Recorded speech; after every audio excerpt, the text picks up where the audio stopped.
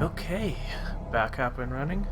So, today the camera is quite dim. Let me fix that. I was actually looking at my units during the last battle, since the last video, and it just so happens that I was not too impressed I'm not too impressed with the colors of the units. First of all, some units. Here's the thing. I went for this whole overall general theme for the Tau, which is, the yellow-orangish color. And to be honest, to me, the bigger priority is being able to tell the units apart so that I could quickly search them up in the codex. So I'm actually going to come up with different color schemes for different units, and today I'm going to be doing a little bit of a test. So I have my two Storm Surges right here. Over there is a brand new airbrush compressor. I decided to stop trying to get the old, piece of crap airbrush compressor up and running.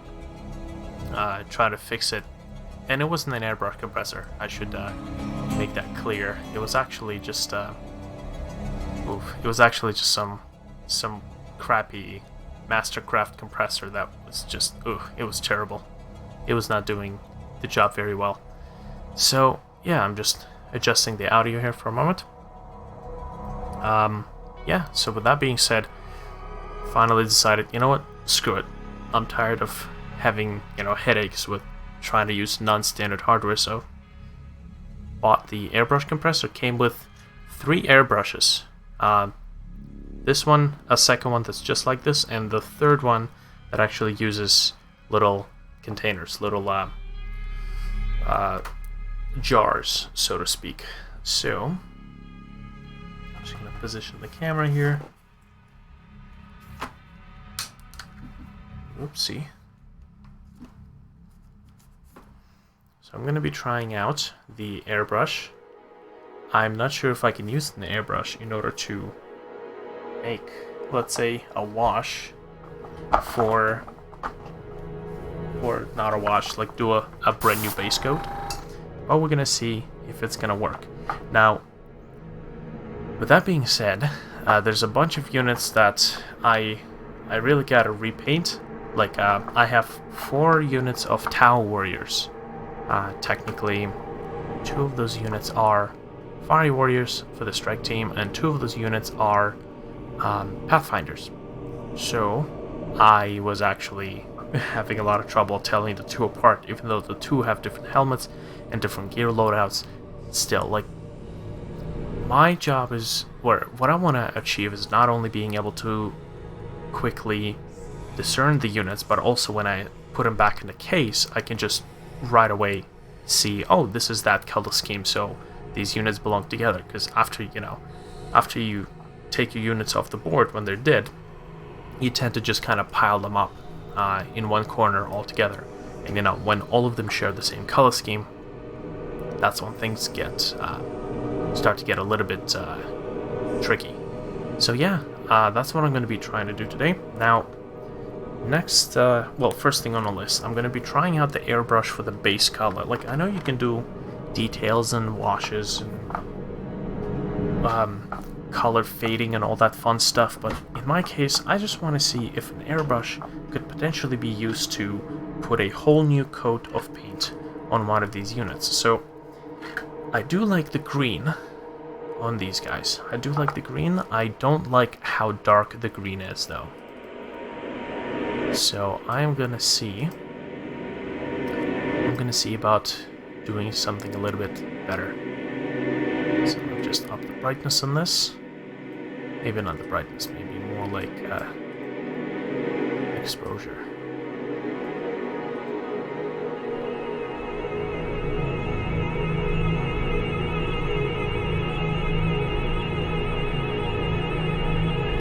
Okay, beautiful. That should be good. And let's let's see about maybe putting in a fresh coat. So I saw something really cool where people were doing edge wear by putting it's a nice light salad, almost teal-like color, and then they would do another one for all the edges, and that looked really, really cool. Also, someone else has mentioned an interesting point of view where,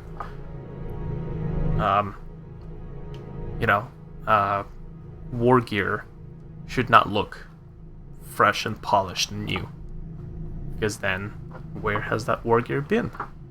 You know the saying, a knight in shining armor hasn't had his steel tested. So okay, these are enamel paints. I don't think I can use them with airbrushes, so I'm gonna start nice and safe.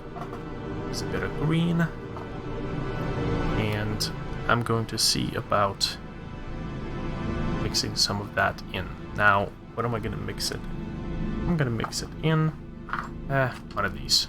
And yeah, I know, it still has been refreshed and cleaned since the last time, so we're going to do that now. Okay.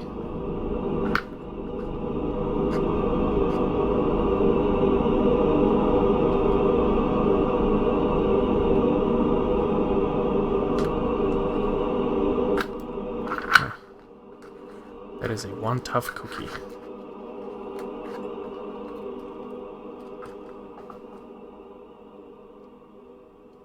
Okay, come on. There we go.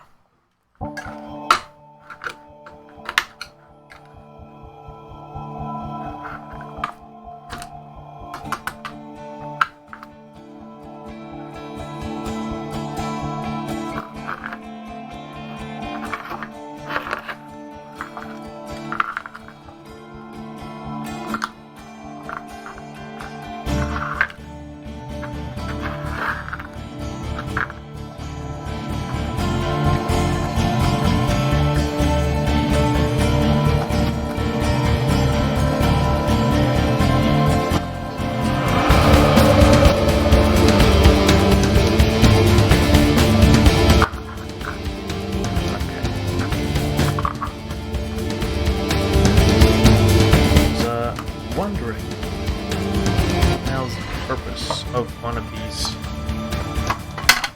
teeny tiny eye drop tools. I think they're actually specifically for transferring paint into the airbrush containers. Maybe. I'm not an expert in airbrushing, I just got an airbrush. So don't quote me on that. It's a whole new experience for me.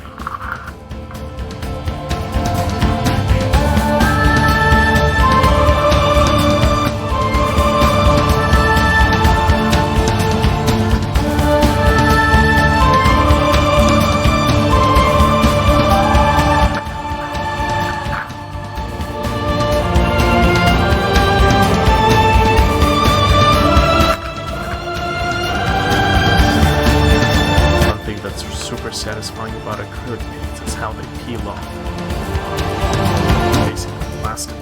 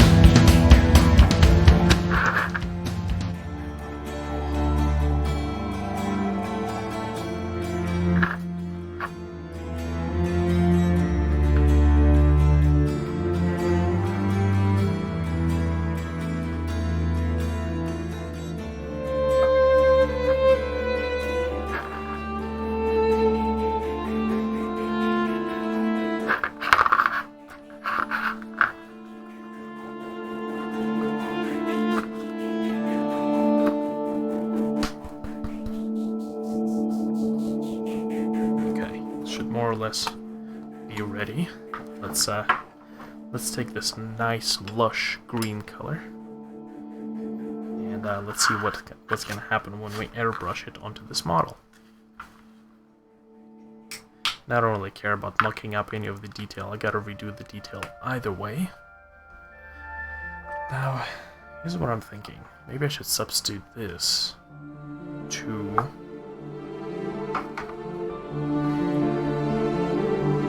one of these cups. Now, this particular airbrush did not come with the kit. I bought this years ago, and to be honest, it's like a very crappy Chinese version, and like I know that all of them are pretty much made in China, but this is like an especially bad one. But you see, the one that came with the kit is actually really loud, and it's super late at night, so I don't want to use the super loud one. I'm going to use this one. Right?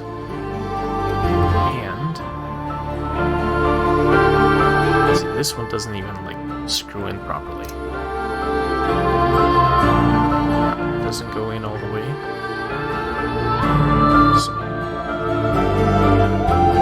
So, you know, I'm not really concerned with messing this one up all that much.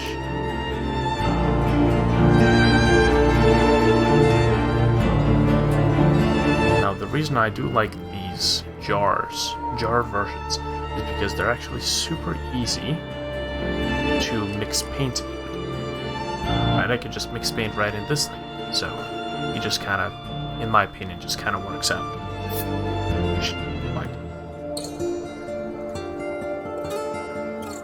Okay. There we go. That's what I wanted to do. Now this thing has like absolute shit threads. These threads right here. Like it just keeps spinning forever and ever. So I probably need to use some like whatchamacallit, what do you call the like water pipe tape you use, like sealant tape, and you can seal water pipes with it. So anyways, I think that's what I can use to make that thread tighter. Now I did kind of goof up and put this in the wrong place. This should really go here. I was expecting to use the other one, but to be honest, I really gotta use this one instead. I was expecting to use the metal cup instead of these glass ones. But, you know, hindsight 2020, I think it might be better to use this. It's just easier to mix in colors in. Yes, I was expecting to use this one, but nah. Let's just put that aside for a moment. I might switch to this if this one gives me too much trouble.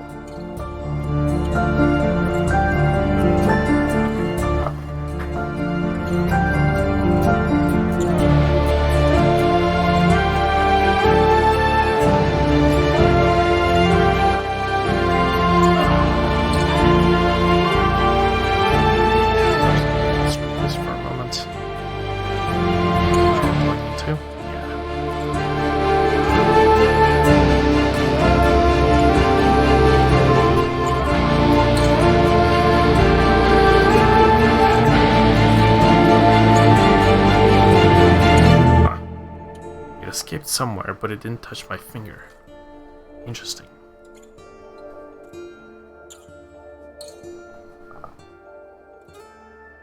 Oh yeah, there's a ventilation hole here. And that little dot, that's a vent hole.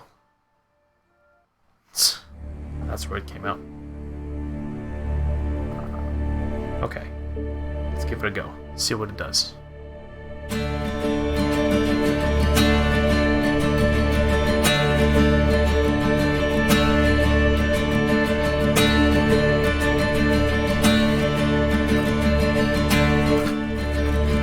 There's no backdrop here.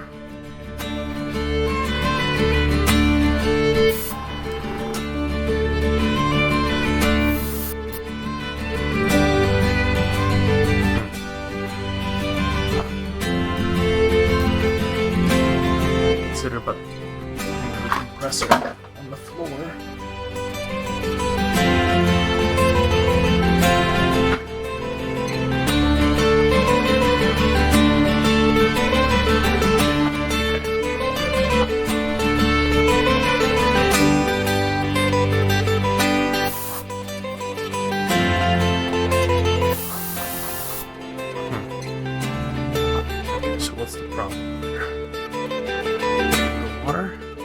or a clogged airbrush? Let's find out.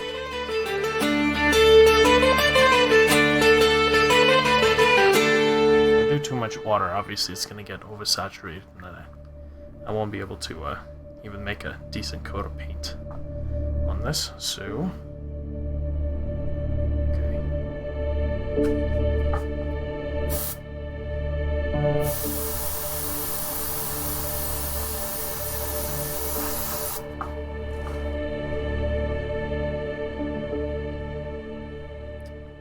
Weird.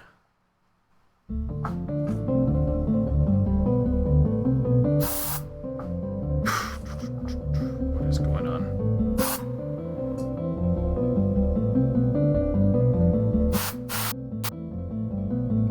Instead of the... okay, what's going on here?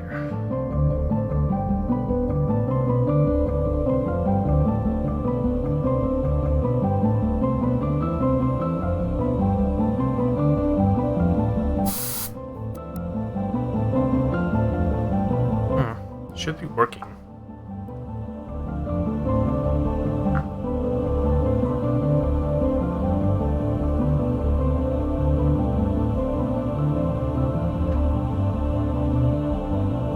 Can't really unscrew that part.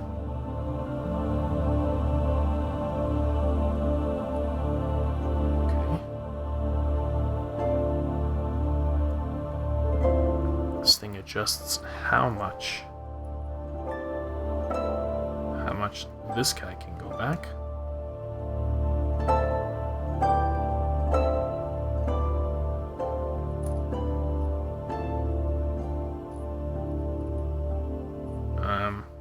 Right.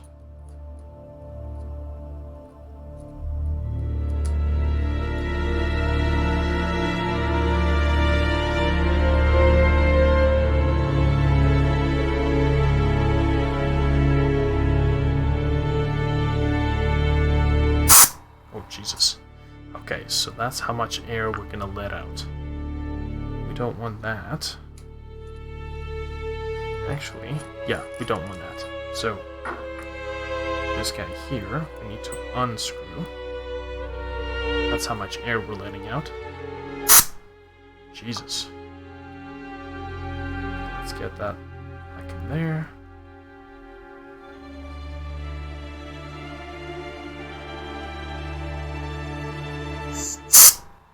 Yeah, we don't want that to be that strong.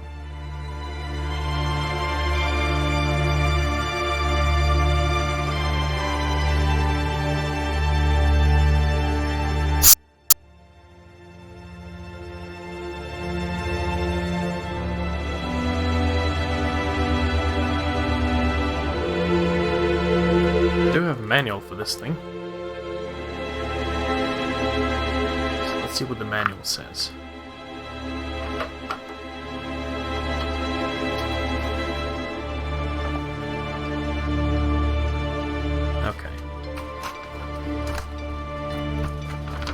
What is 12?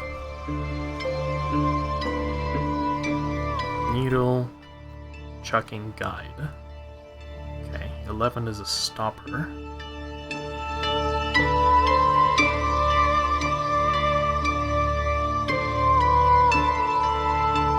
There's a nozzle spanner.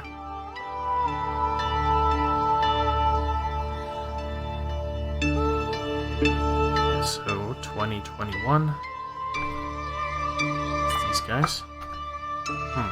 I'm looking at 12. That's needle chucking guide. So chuck. Chuck would be some like a valve, I think.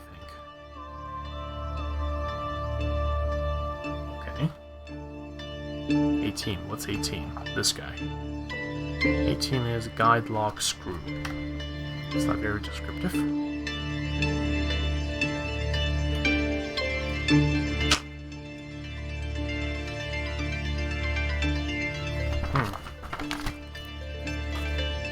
Weird is indeed.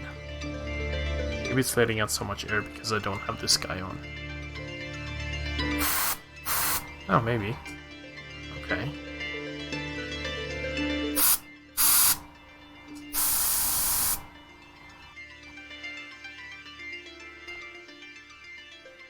Okay, maybe this guy is actually not doing too good. Maybe it's clogged up. Maybe I'm an idiot. Okay, well I know I'm an idiot. Because of various unprepared reasons. Where in here can we find something to unclog this clog?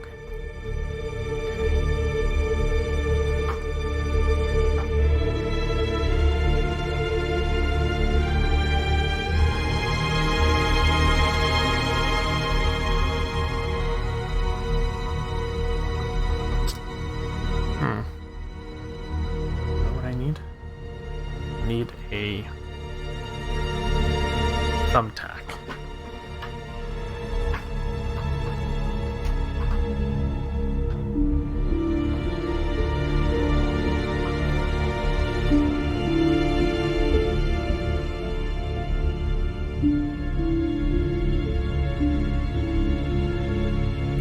Oh yeah, there's definitely acrylic paint in there. So, good thing I practiced this on the Chinese one instead of on the good one. But, yeah. Gonna have to watch out when it comes to cleaning. Clean it thoroughly.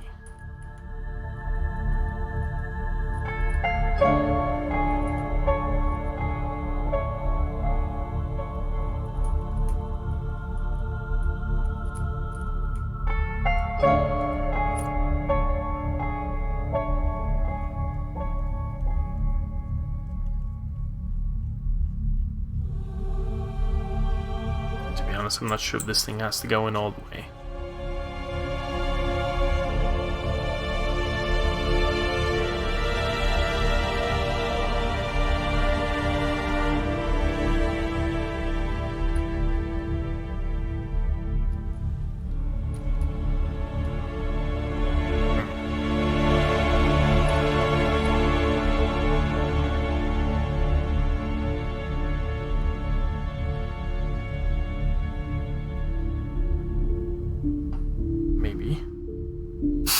Still letting out air, so let's assume that that's the case.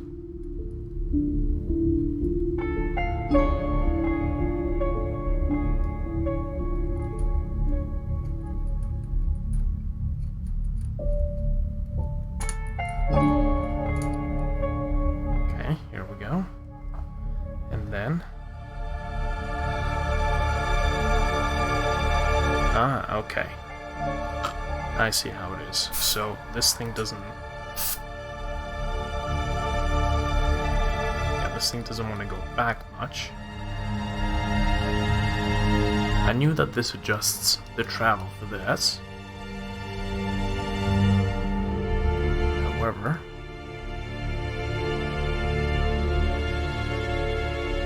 I didn't know how much of an influence it actually has. So let's see.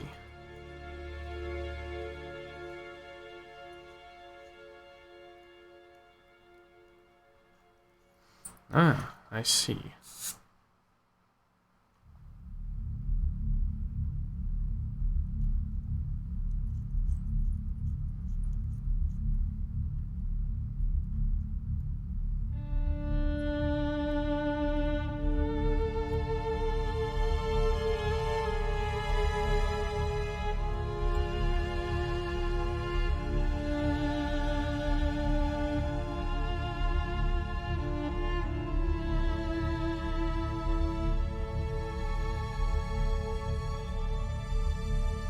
Okay, as far as I know, this thing has to be springy.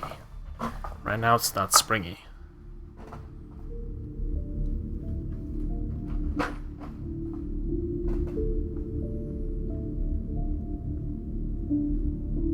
Now I do see something inside, which I can only imagine is supposed to be the spring. However, I have no idea how the hell I'm supposed to get it to get tension.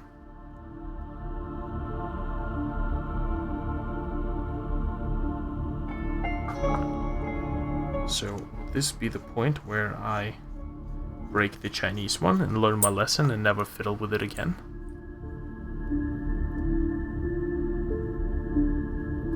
Or would this be the point where I figure it out? Huh.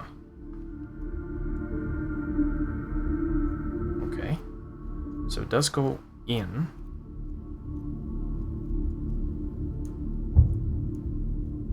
And I imagine that this action is what gives tension to this guy. But there is no... Ah. Well, maybe it's because I have it in the wrong orientation. It's actually supposed to be just like that. No? Maybe. Maybe. There we go. Oh, there we go. Fantastic. Okay, there's the springing action. So yeah, there's a thing in there. See that little... Right in there. That little thing? It was actually sideways, so there was no spring action to this. Okay, I got it figured out. Nice. Yeah, look at that. I got it working.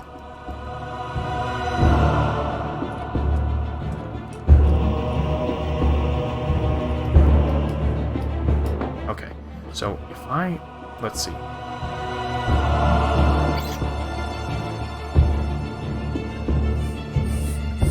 Yeah, I think I got this thing cleaned out. There seems to be air going in.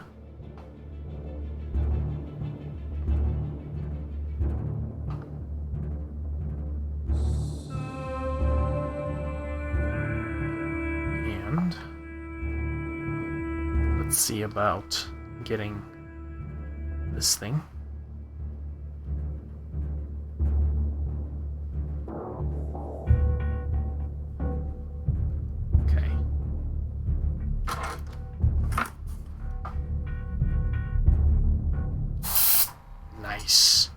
There we go. We got it. Okay.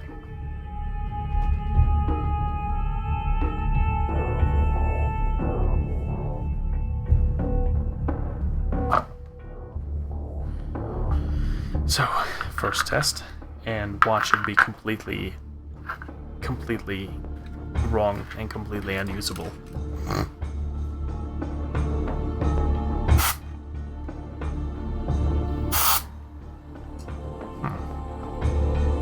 Is a coat. I think my paint is just too thinned out. I think.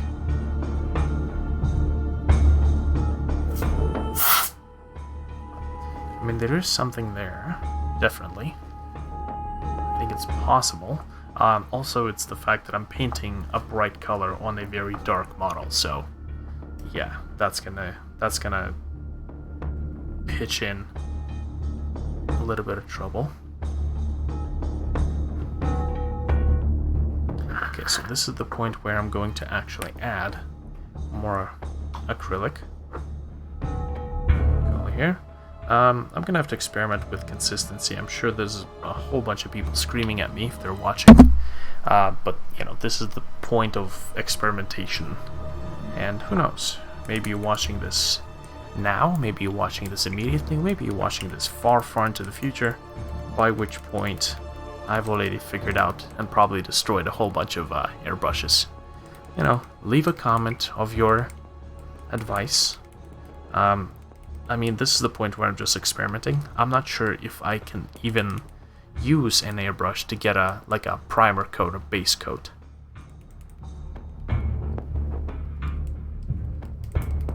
So we're gonna see. We are going to see. Oh yeah, that's nice and consistent. Nice and thick.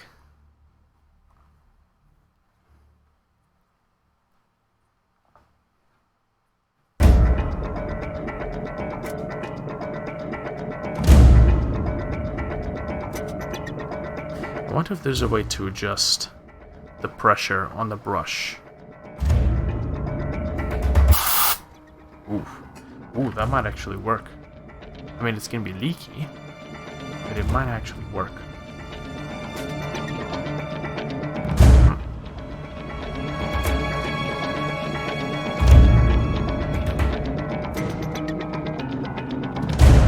Okay. So this tab on the back is supposed to adjust how far this little thing can travel.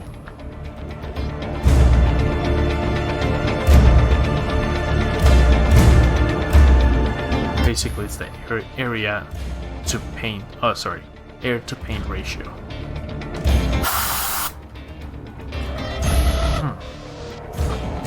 It does definitely lighten it up. I'm thinking maybe a couple of coats, and it's gonna get the job done. Maybe. I'm not sure about the gun though. Yeah, I think we can get it to do that as well.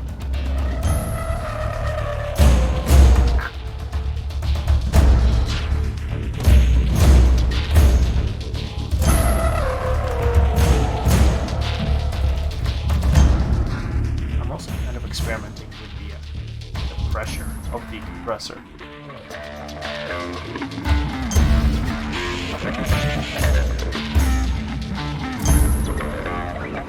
Just to see what would be an appropriate. Okay.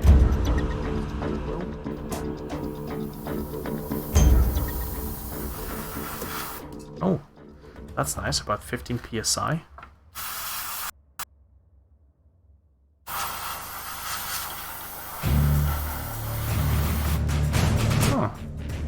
Might actually work.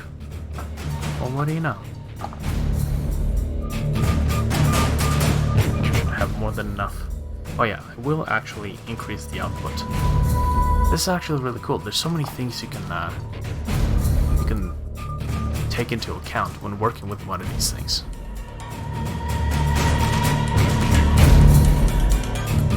Just make sure my focus doesn't jump around anymore.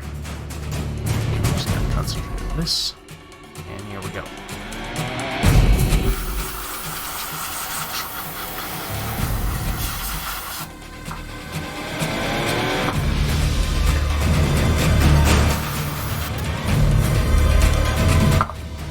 You know what? I think this might actually work.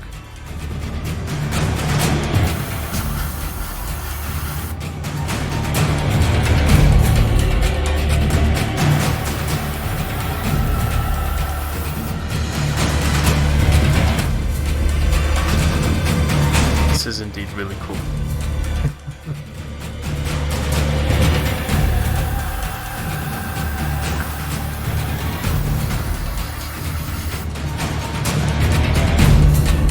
Nice. Nice. Excuse me. Now the sand, I already have the sand here. I'm gonna have to repaint the sand after this, obviously.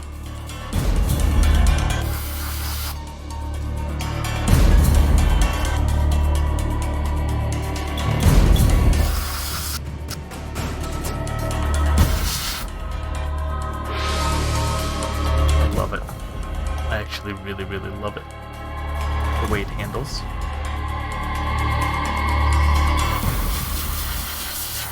Now, let's see. What would it look like if I paint on white with this guy? See, because both of these are technically going to be a part of the same detachment, I think. I'm not sure. I'm not sure if actually you can have two storm surfaces a part of the same detachment. It definitely paints really nicely.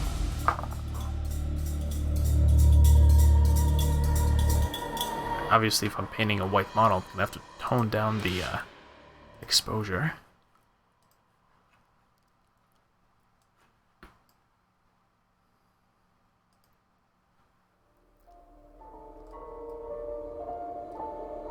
Yeah, just like that.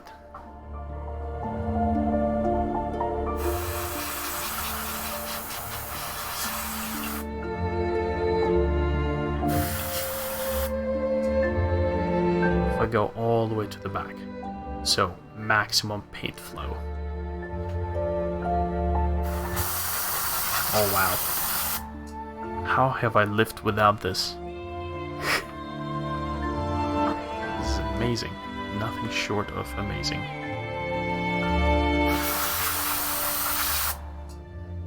I love it. Can't wait to see what kind of effects I can make with it.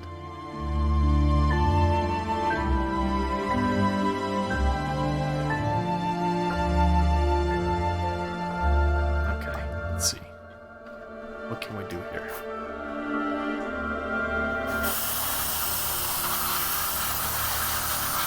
I'm pretty sure I'm gonna have to do multiple coats as well, but this is really cool.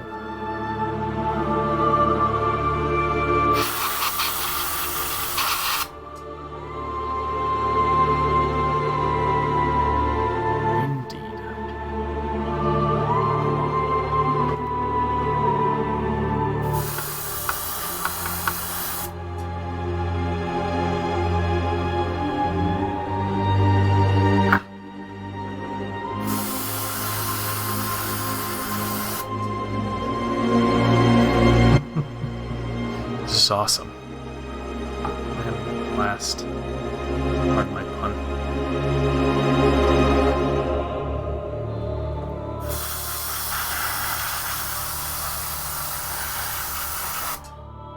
Oh, this is awesome. I love it. Okay. I think the consistency is actually just right. It's giving me a nice thick coat. I think it just works out.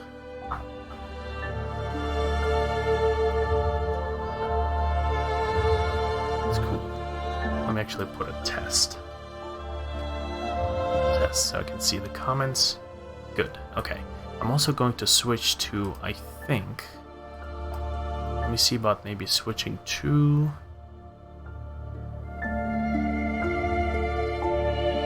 what kind of music do I want to switch to? I'm gonna have to go with atmospheric.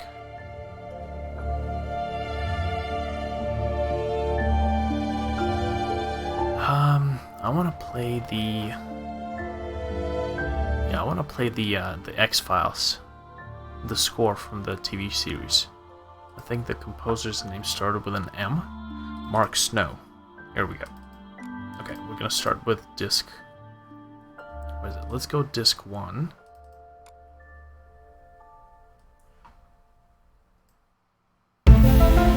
Oh yes. I haven't gotten any copyright strikes for playing music from TV shows, so who knows? Maybe we'll be okay.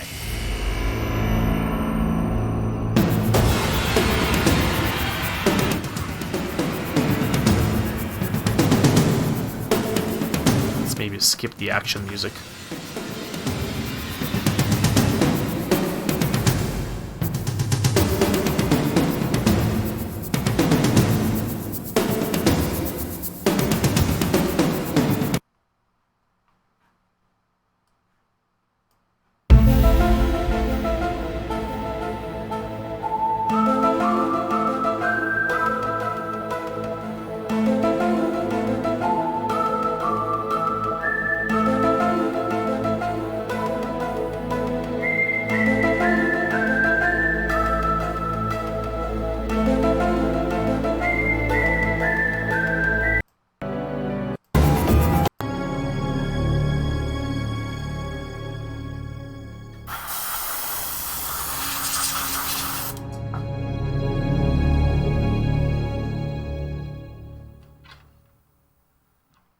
And I think these thin coats of paint should be drying up pretty quickly too.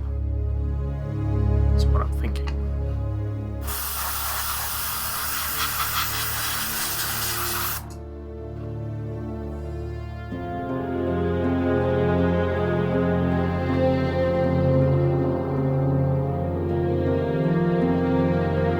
Okay.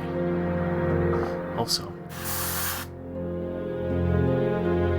it looks like the airbrush is affecting the sound with the music a little bit. I'm not sure how in a way it is.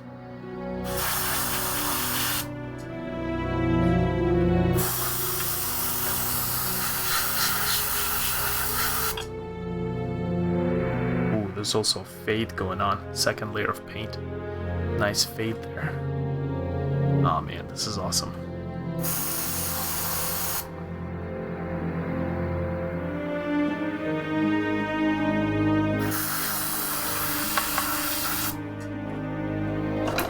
Whoops.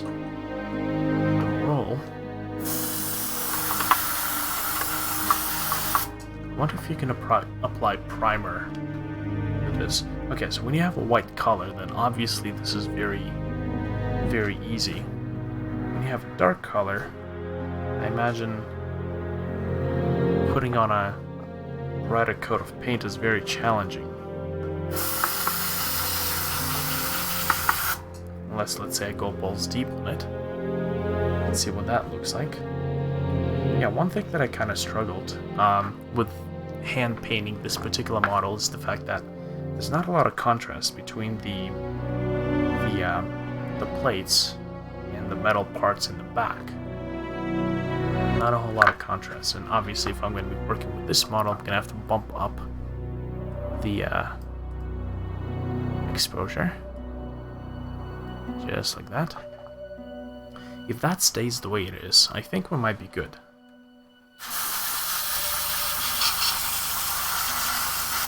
So, it's gonna take a couple of coats, but I think we can make this work.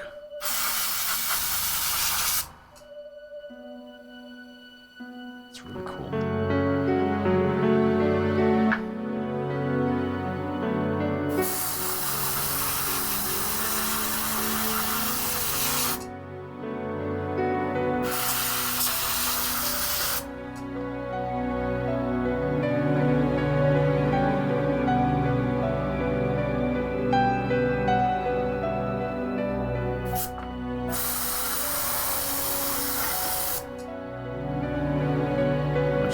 How much of this stuff are we using?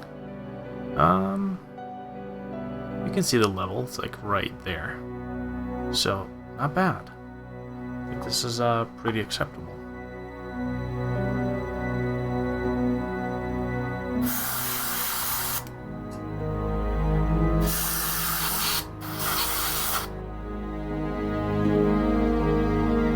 Nice.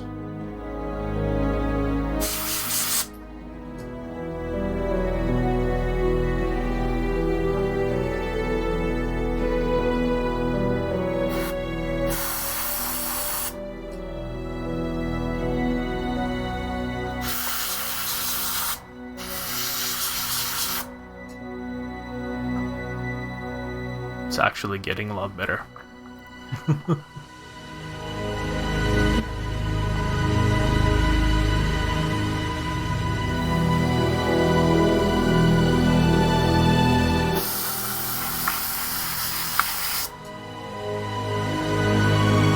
This is awesome. This is a miracle tool. Oh my god, my mind is blown. Best purchase ever.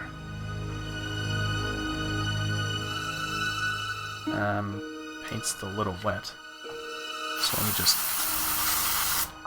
concentrate on. I don't know, just wanted to do a little test. I'm just having fun. Fun in the sun.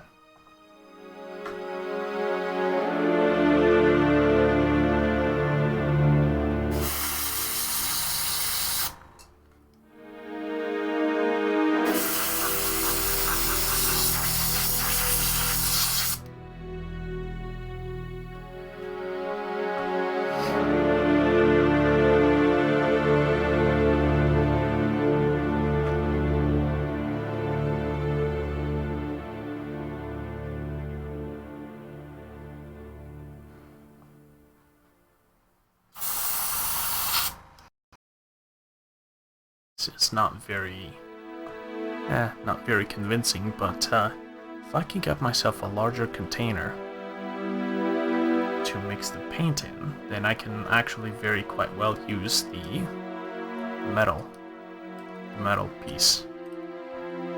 This guy.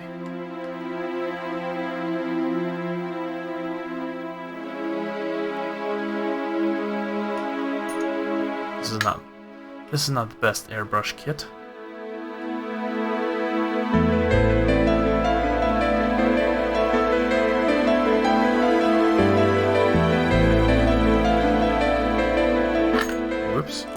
now it's closed. Okay, so I'm actually gonna go ahead and take this out. Man, I can use this to mix my paint.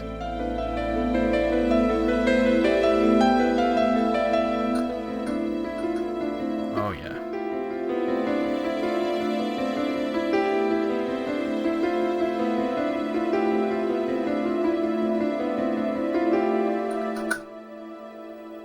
Nice. Gonna have to wash that, so not to forget.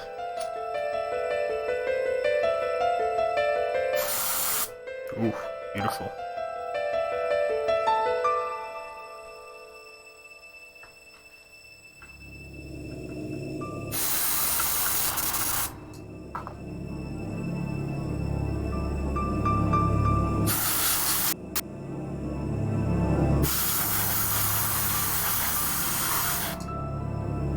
Nice. Am I missing a part here? No. This guy's missing a part. Yeah, there's one of the tabs fell off right here. Gonna have to glue it back in. There it is. Okay.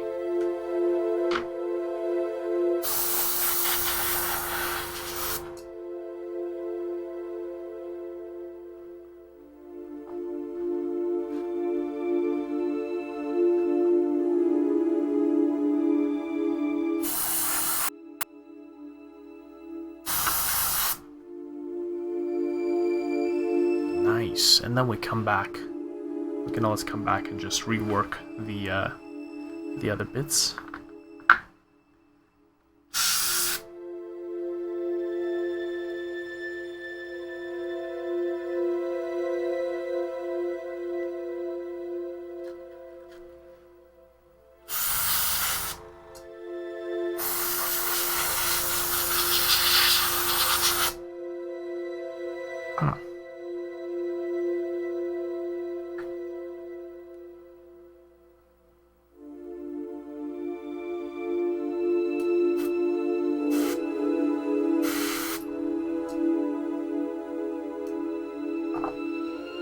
Trying to kind of go lightly on the press, but it looks like it's almost like it's just an on-off. Not that I want to paint lightly, I just want to see if I can make less noise.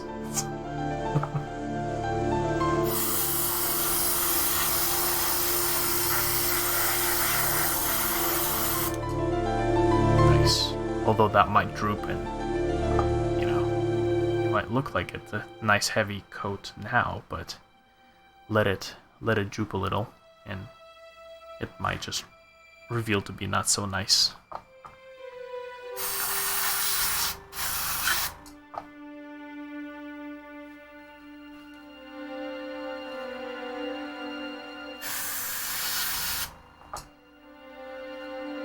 I mean, not bad. I know I would have had to do multiple coats even if I use a hand brush,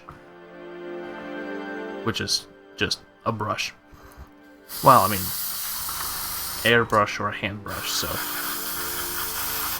I guess that would justify the naming. Okay, I'm gonna have to come back to that. These inner parts, I think I'm gonna leave as it is. Maybe. Leave them as gray, or maybe some sort of a warm color, like a red color,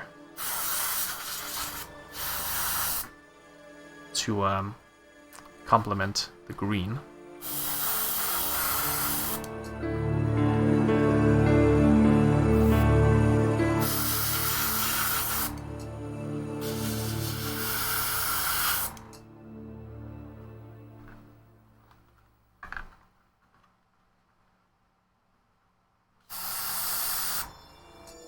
Nice. Although, once again, it's gonna droop. As long as I don't put too much. Says I as I proceed putting too much.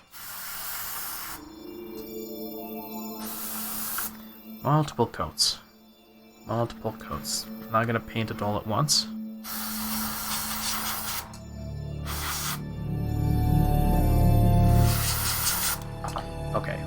this guy alone for a moment. Actually, let's paint the feet. At least the first coat.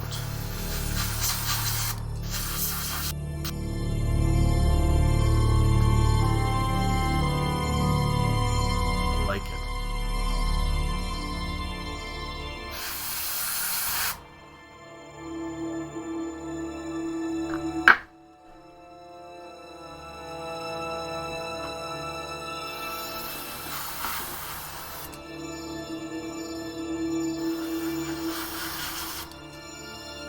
Okay, alright.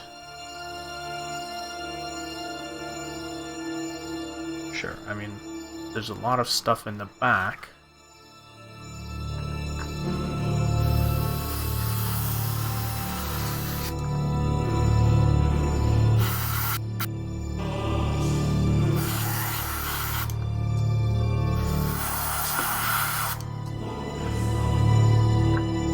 Okay, we're gonna leave this. Now, let's go to this guy. Looks like the first layer of paint is just about finished getting dry.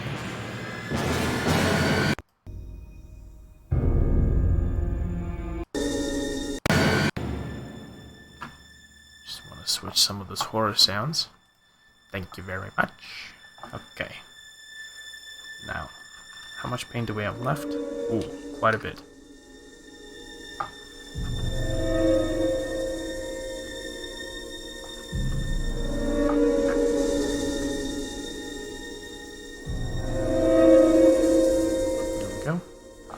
Let's see about that second coat.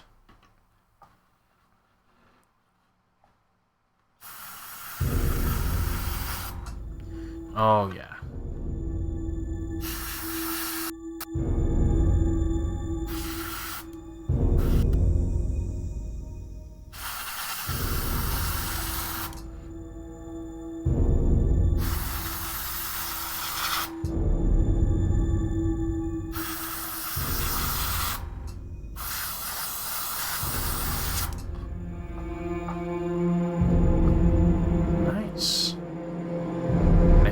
Both of them are actually getting to the point where they're starting to look the same color. I do need to wait until that guy over there in the back dries up, which kind of makes me think maybe I should get some sort of a fan or something. Maybe. Who knows?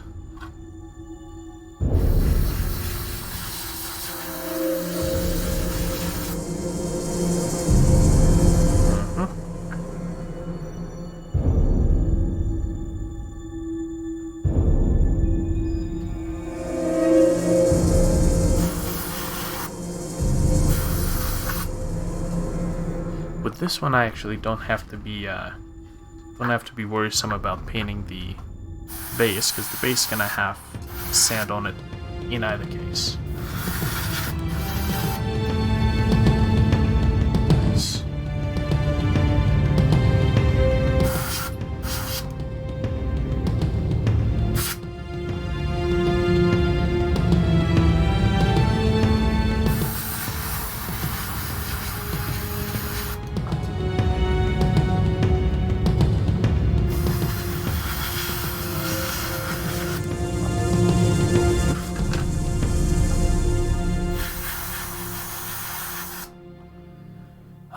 These back bases, what should they be? Should they be green or should they just be dark? This does not belong. That is just a piece of poo this Storm Surge has produced.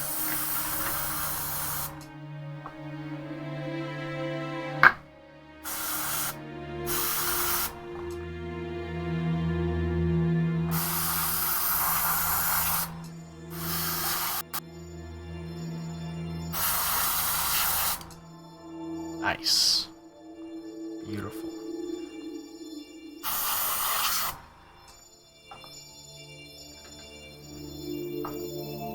This part right here that looks burned, this gun was actually printed standing up, so it kind of broke, or it got shifted halfway through, and for some reason it just kind of decided to stick. Actually, hold on. No, this gun is printed in 2 parts. That right there is actually the halfway point. When I was trying to mold it, like, I didn't use glue. I just heat that part up with a with a lighter and just stick the 2 together, and it kind of works. The only problem is that it left a little bit of a whoopsie here, so gonna have to paint that in.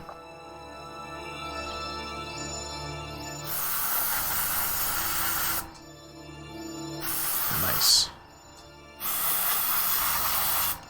Second coat looking mighty fine. I think a third coat will finish the job, but 2 coats actually on a white one look very, very nice. So yeah.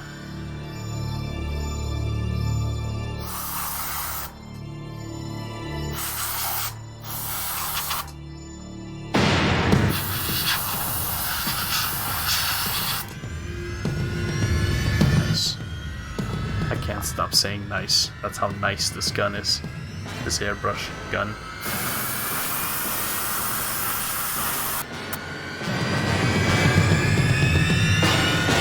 Then we can always go back and do the details.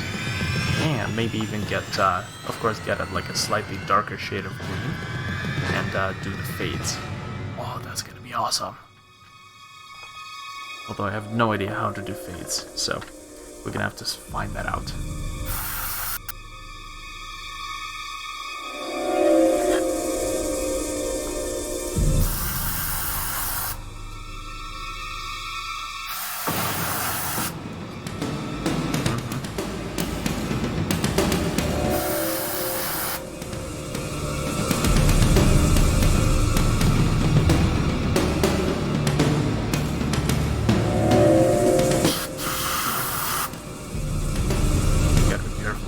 Get up close into like crevices and whatnot, it starts whistling, so I gotta be careful with that. Do, do, do, do.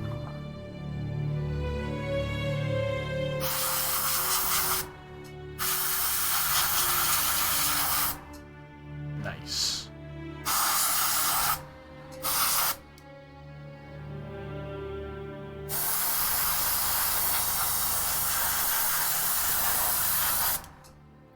I might even use this airbrush for maybe some canvas painting, because I use acrylics on canvas, so it might actually be a nice touch to add a few, blotches here and there, maybe some texturing using an airbrush. That would be nice.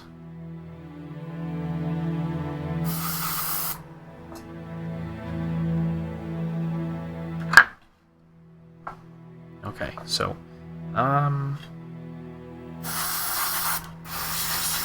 just gonna paint these crevices in. There's still the underneath of the storm surge that I need to tackle.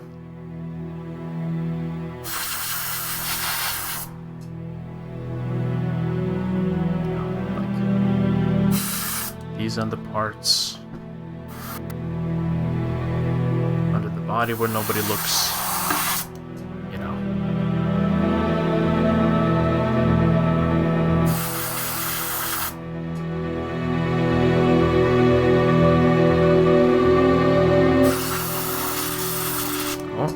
Running out of paint.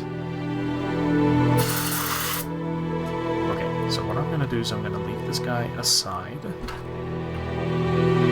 Inspect this. Oh yeah, we're out of paint. Nice, okay.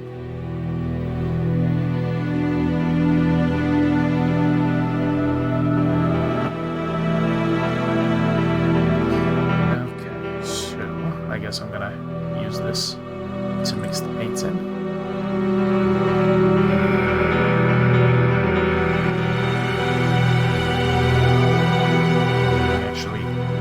Some of this stuff here.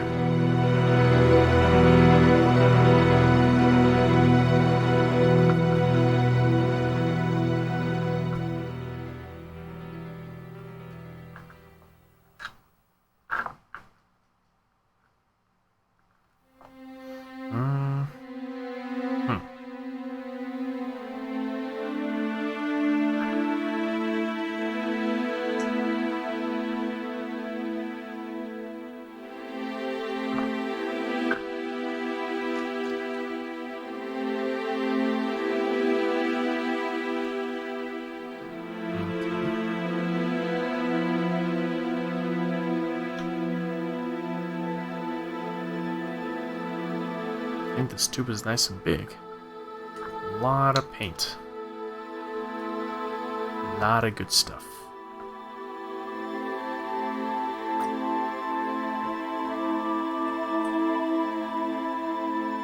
I need to get myself one of these like small jars just for mixing paint. Nothing big. Nothing bigger than this.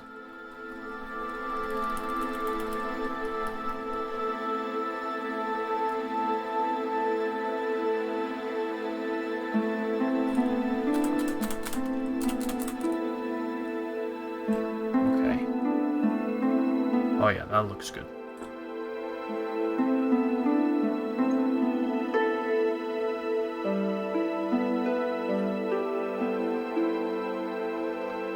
One of these gets 2 of these. So hey, lots and lots of stuff. Although maybe might as well just switch to this back. It's not like I had too many problems with this piece, so let me finish up with this. And I'm gonna switch back to using this guy. Seems kind of redundant now that I look at it, to keep switching between the two. How's the dryness? It's a little wet. It's a little wet in places.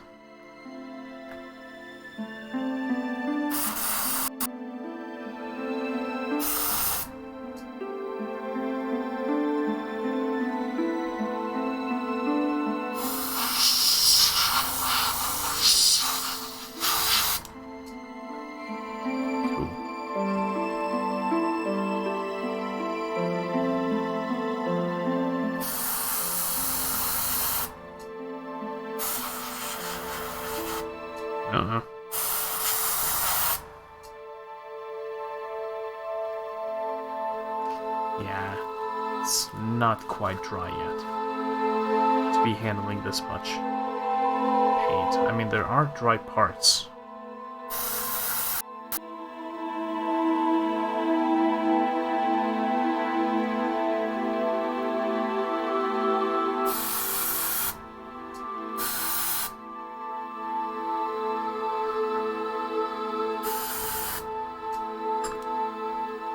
That leg is still wet, so that's a no for that one.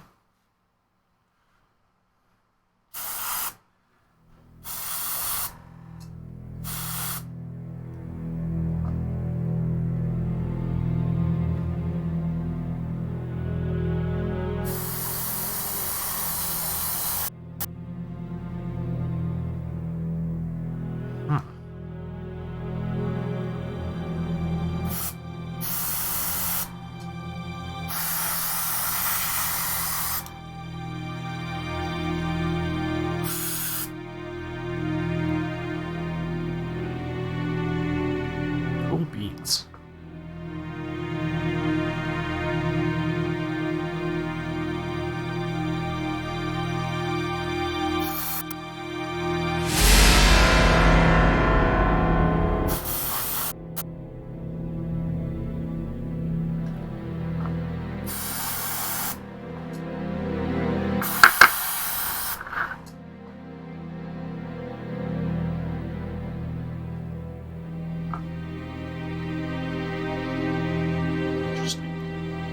This guy's gonna have to dry up for a little bit.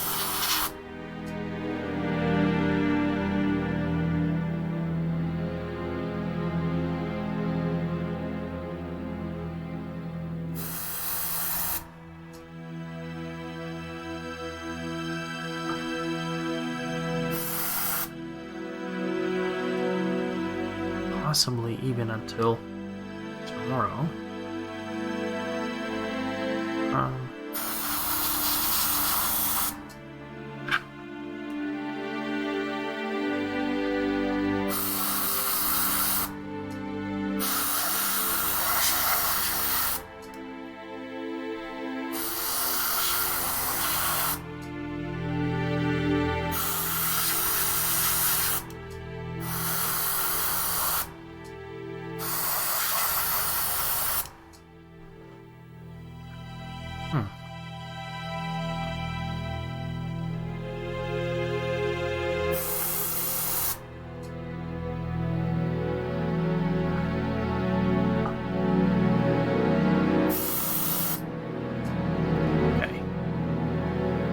that guy back aside.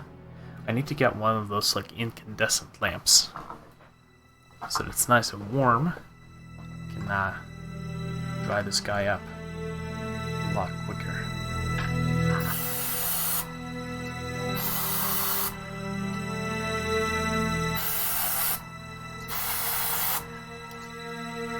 Nice.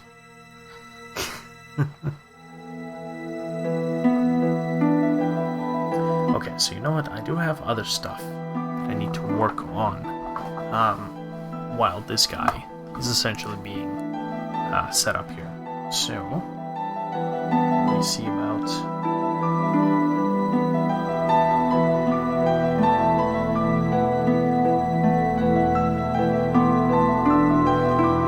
let me take out my fire warriors, because they also need a paint coat. They need a different paint coat. That's gonna be brushwork, I think. Okay, so you see, in the last video, I started this with, you know, having... yeah, that's gonna be stupid. With having fire warriors be in the fire warrior case, and pathfinders be in the pathfinder case, or one of these containers. And in the end of the battle, to be honest, I didn't really want to look at the labels on their bases that I specifically prepped for being able to discern the two. And I mean, it works when I start the battle, but when the battle is over and we're wrapping up, it's like, right? So that's why I just kind of got lazy and tossed them all into the same container. And I want to, you know, I want to give them distinct color choices, specifically so that I could tell these guys apart. And even without looking at the bases and the labels, I could always say, oh, okay, fire warriors, they go here. So let's take these guys out. Let's take a look.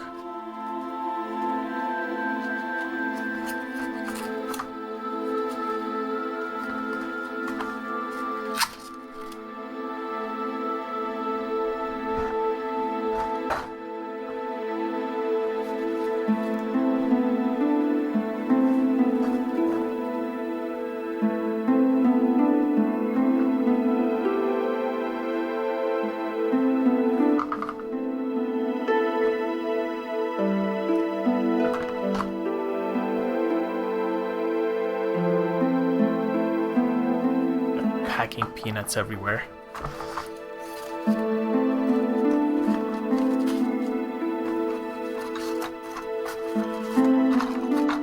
Okay. So, if I take, say,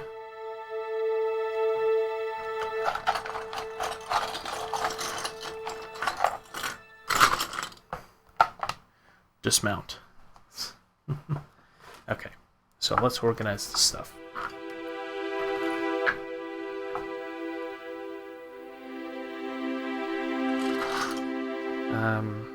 PA, Pathfinders A.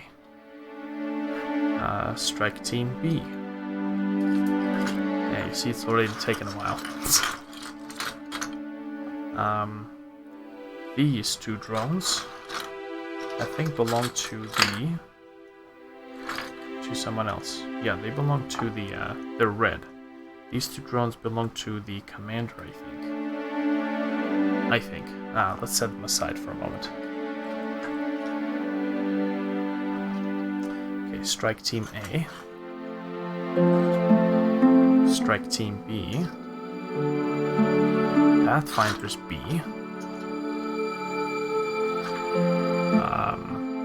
Hell if I know.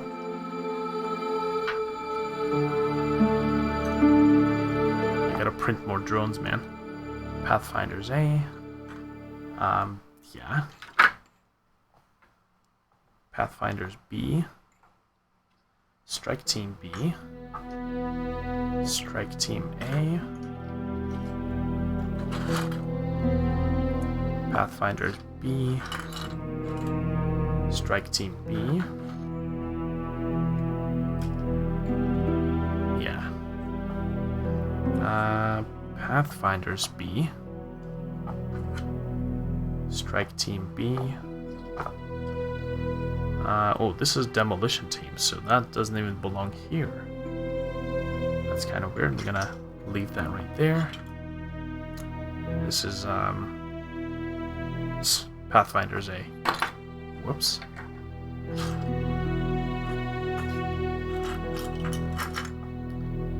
Pathfinders B. Pathfinders A. Strike Team A. Strike Team B. Yeah, you see what I'm doing? I would like to avoid this. Just look at the color scheme and know where everything goes. Pathfinder B. Strike Team B. It's kind of close to the camera. I'll move them in just a little bit. Strike Team B. Strike Team A. Pathfinders A. Pathfinders A. Strike Team A. Pathfinders A. I believe this guy would also be Pathfinders A. Yep. And then we've got... what is this? This is Demolition Team. Well, that's not one of these. This is supposed to be rolling with the... technically... okay. I'm gonna have to check that. Pathfinders A. And... Pathfinders A. And... Pathfinders B. Okay. Here we go. So we have our 4 squads organized. Pathfinders A, Pathfinders B. Strike Team A, Strike Team B. Okay, so we're gonna need unique color schemes for all of these. All of these guys.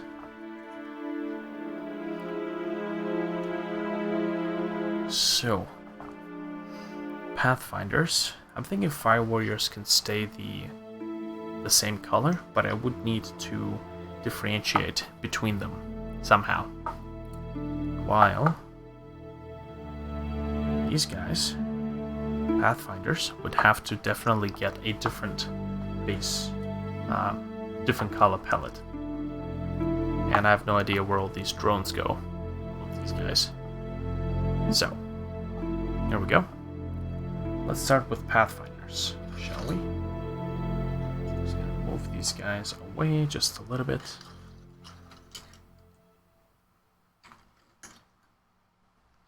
Beautiful. And let's see here. Let's start with Pathfinders B.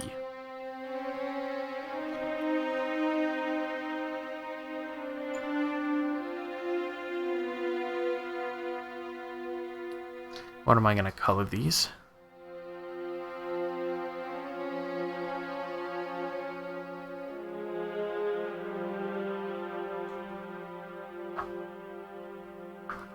Okay, let's try some stuff out. Let's take red.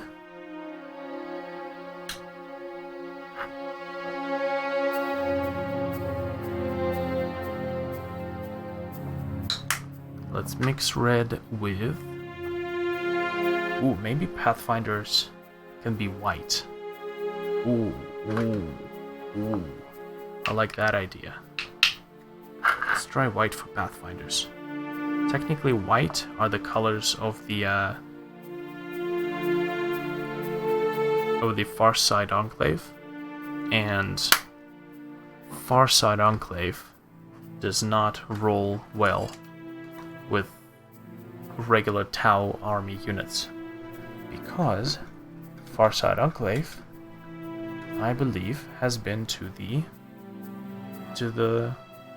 what is it, to the void or to the warp, and they have rejected the I think I'm gonna have to read out. Whoops, lost the tip. Okay, so let's see about making... whoops, Jesus Christ. Okay, I guess Pathfinders will be red. This guy got a big old head injury now.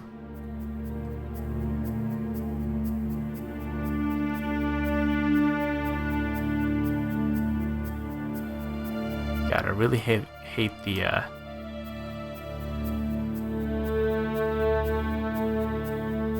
exposure range.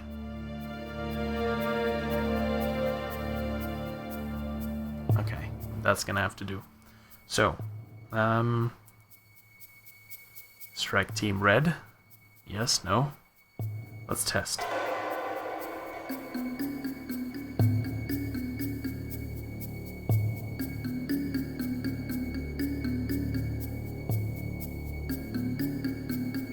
As long as we're going down this road.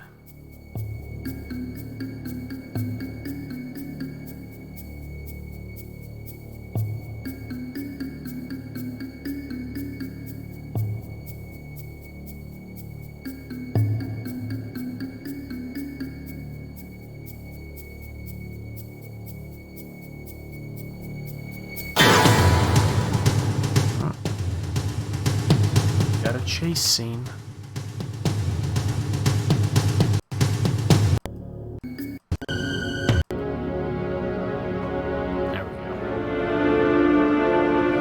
I'm gonna pick a brush that is slightly more friendly to detail work.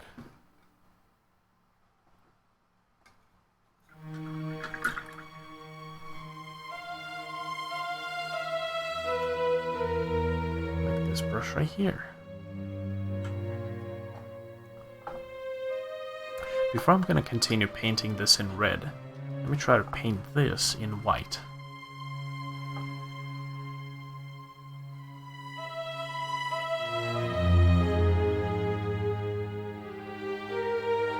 Maybe white and red. I want to see what that color scheme looks like.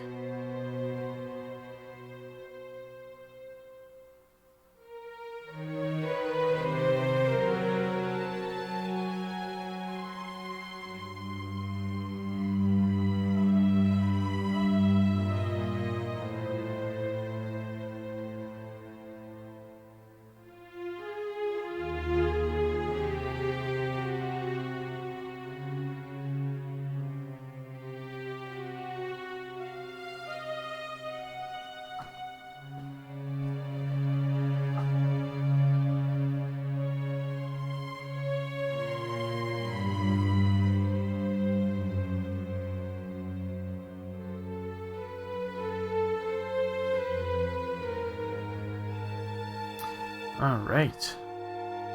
So where's the red gonna go?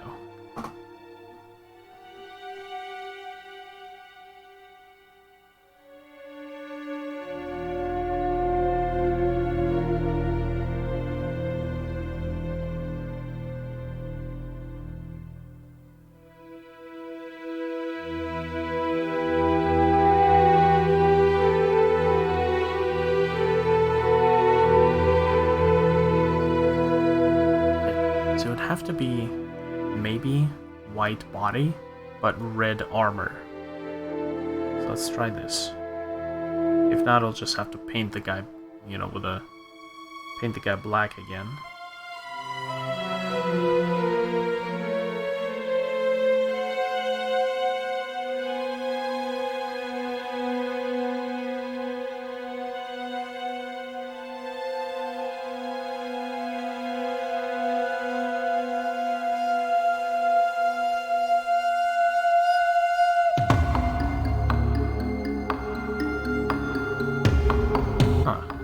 Nice paint job so far on the town. Thank you, sir.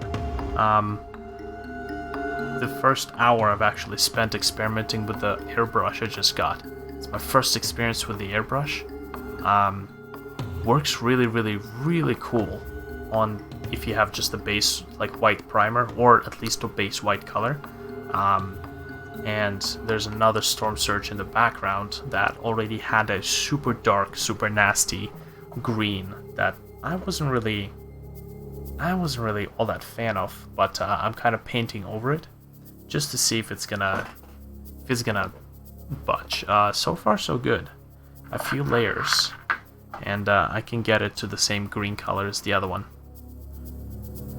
But generally speaking, I'm just kind of testing something out right now. I'm testing out a different color scheme, because my recent battle, I actually discovered that I'm getting lost and confused with all the different units. Like, I kept confusing my Pathfinders with my Fire Warriors, and especially when I'm putting all the units back together after the battle, I'm like, oh man, which ones are which goes into which container, and like I want to have them all be in the different containers. So what I decided to do is I decided to come up with, or at least see if I can come up with a dedicated color scheme for the different units, and every unit will have its own, you know, different color scheme, so to speak. And we got another chase scene. Just forward that soundtrack. It's the same one. Okay, I think it's from the same episode. Let me launch a different disc. And here we go. Alright, this should be I think first season episode 4 or 5, I think. I need to try airbrush as well. Have you experimented with contrast paints too? More or less. I mean, I can never seem to find something that satisfies me. Are you talking about contrast paints or contrast colors? Like, are you talking about an actual paint that's called contrast paints, or the type of paint? Okay.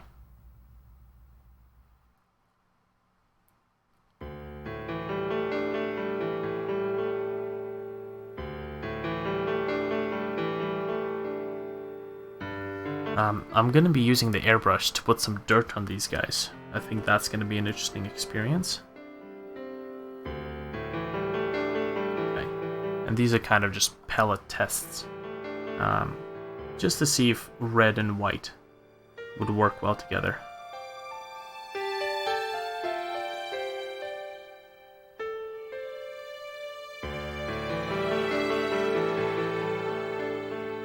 Using a really generous amount of stuff here. The actual paint, Games Workshop new line. Oh no, I haven't tried those. How are they? Or what do people say about them?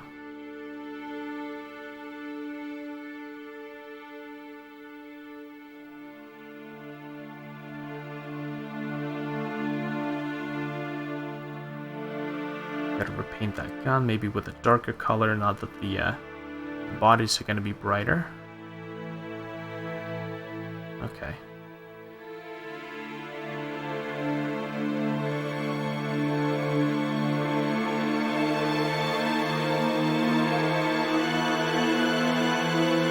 Yeah.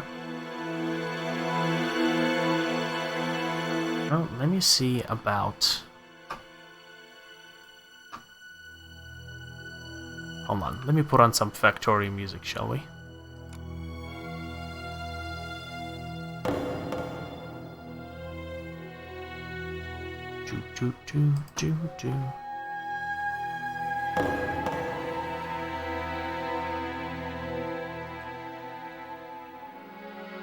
Or even better, let's do Fallout.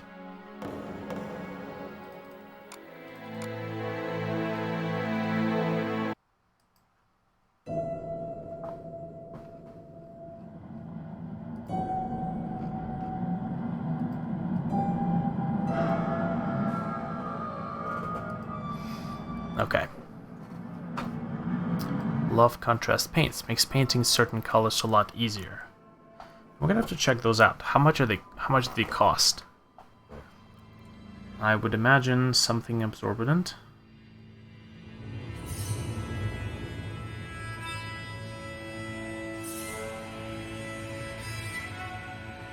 There's no way they can survive without charging something ludicrous for something like a tiny little bit of paint. I'm not 100% convinced by the white one, but the Black Templar contrast makes me happy. I think the same as the normal paints. Huh, okay. I mean, I'd have to take take a look at it, see what it really looks like. Do they have samples? Like sample kits? Where you can try out the colors before you spend, what is it, like freaking $50 for a set? Okay, so I know the weapon is going to have to be darker. I wish. Ah, man, it would be nice. There's a lot of companies that do trial paints. It's like $20 for a teeny tiny little flask of, or not flask, I should say, a few containers of their paint varieties. You can try it out, give it a go, see what plays well. Okay.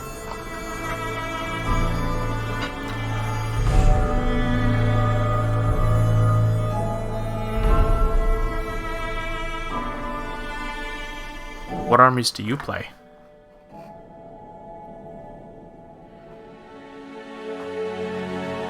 Okay, right, so I'm gonna go with a darker, what is this, Mars Black, although I'm not too convinced about the black part. I might try something besides that.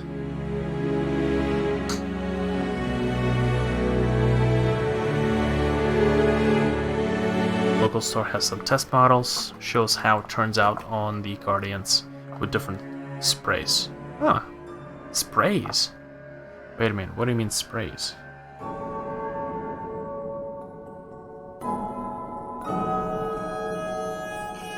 What was I thinking painting this gun white?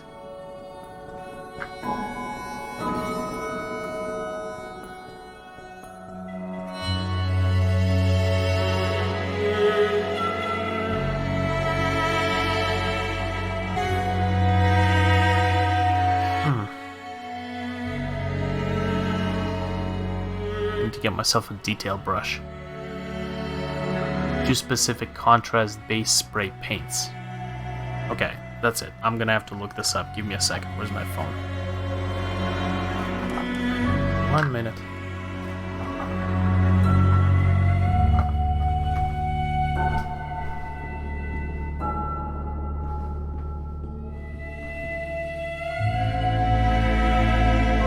Okay. Whoops.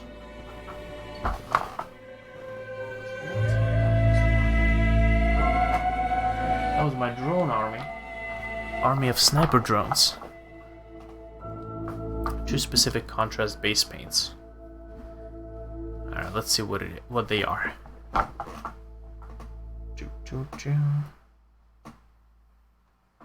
Okay, let's see. Amazon, maybe? Do you think they're available on Amazon already? I am in Canada, so if they're available in the US, might not be in Canada. Citadel. Contrast paint. Ooh. Okay. Is this what we're looking at? Contrast paint. Good lord. 18 milliliters for $14. 118 milliliters for fucking $7. It's 10 times the volume at half the price. Fuck you, Citadel. But then again, who knows what they put in these paints?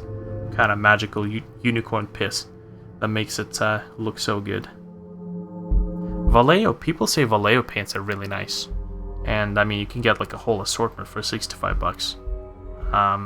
And a lot of people actually tell me Vallejo is a good choice. So might try that out. There's a pack right there, $34.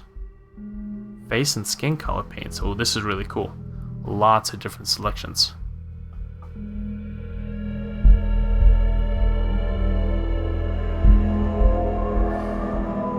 Yeah, I mean, could also look expensive because I'm in Canada, so I get like time 0.36, or depending on currency exchange, time 0.3 something, the US price.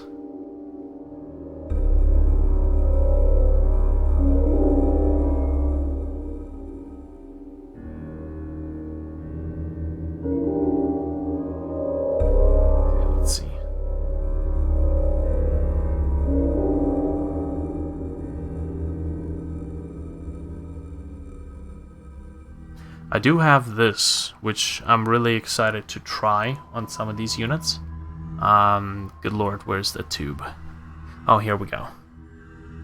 Got 250 milliliters of gloss varnish. This is about $7. Like, I can paint my army about 10 times over with this stuff.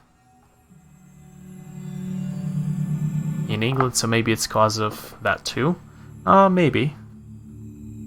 Maybe. That could be a very good point.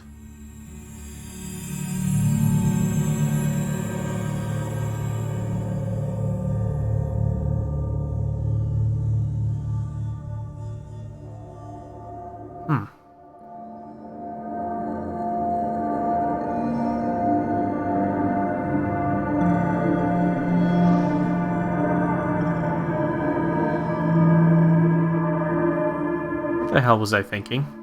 Painting this white. Might have looked cool in my head. Oh, jeez. Definitely on the miniature. Be careful with how thick you use that. Yeah, if it's too thick, the detail is gonna get slightly lost. That is a good point. I can never get the dilution right.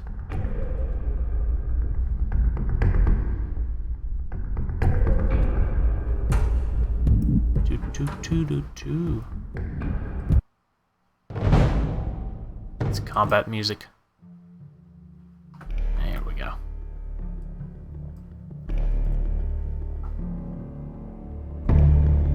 Now let me actually kind of go over this with a slightly more wet brush. To be honest, here's the deal. This was already kind of slightly messed up with a thick coat of paint. The first time I painted these, mainly because like it was my first miniature army that I've ever gotten into, ever painted, ever played with. So, you know, I just kind of chalk it up to experience at this point. Even if I mess it up a little bit on my second coat, that should be fine. Snow camo and speckle the white with grays and blues. That could be a good choice. I mean, I'm still kind of experimenting with this. So, instead of just white, I'm gonna see about that camo choice. It's a good suggestion. We'll see what it looks like. Okay. I meant varnish. Too thick and it'll go cloudy.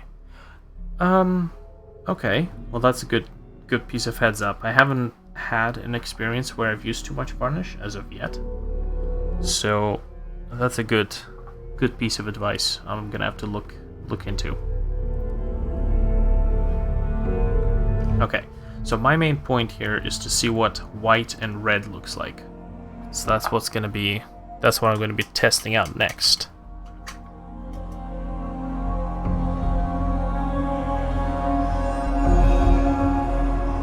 Ruined my Celestine model. I see. Well, yeah, you know, thanks for the heads up. I'll definitely keep an eye on it. Now, did it get cloudy and the colors got weird, or did it get cloudy? Or sorry, did the thick side or thick varnish, the color got weird, or the detail was lost, or something along those lines? Yeah, I want red. That's what I want. I did. Ruined my Celestine model. Cloudy and the color got lost. I see. Okay, yeah, that kind of does make sense, because varnish isn't completely transparent.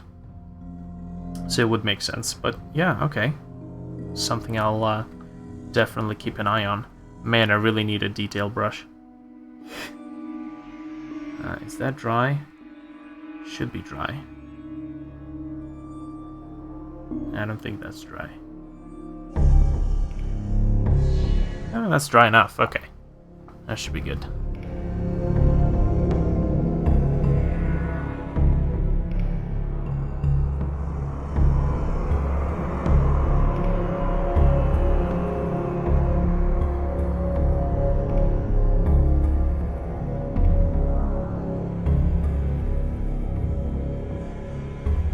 This might actually look cool.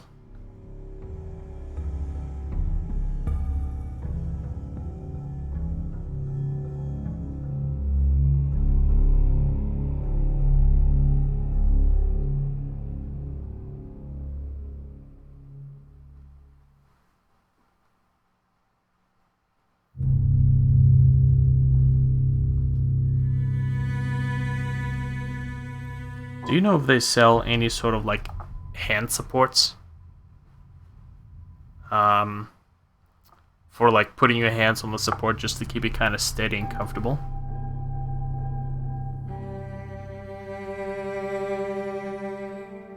I have a fan next to my paint area, so I can just sit my batch of models next to it and blow dry them. Okay, like a hair dryer, or do you just have a regular fan, like a computer fan? I got a lot of those. I can probably appropriate them for the repurpose them for the job.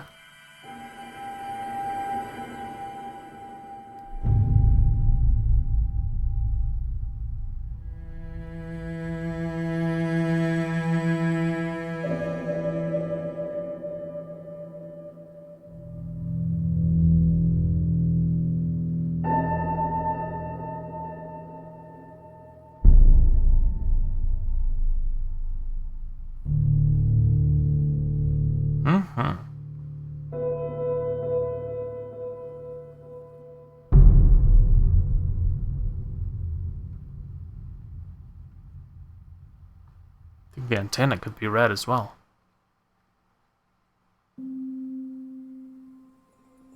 Oh, speaking of which, the varnish on your model, you can use a solvent, I think, to dissolve the varnish without touching the plastic. I can't recall which solvent, though.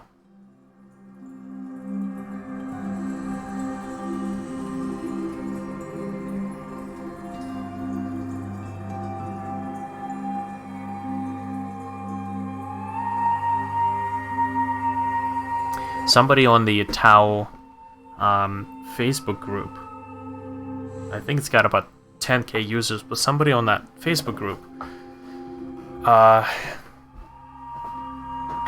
they actually ended up tossing their entire army into a bucket filled with some sort of a solvent to literally strip all of the paint. I was like, holy crap. Somebody in the comments was like, what's in the soup? The different solvent formulas.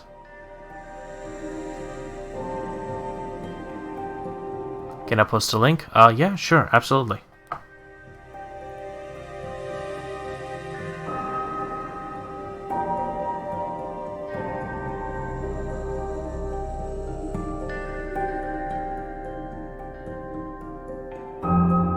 Just out of curiosity, it's what time is it over where you are? Because it's 3 in the morning right now, over here in Canada. I'm trying to pick an appropriate time for these streams.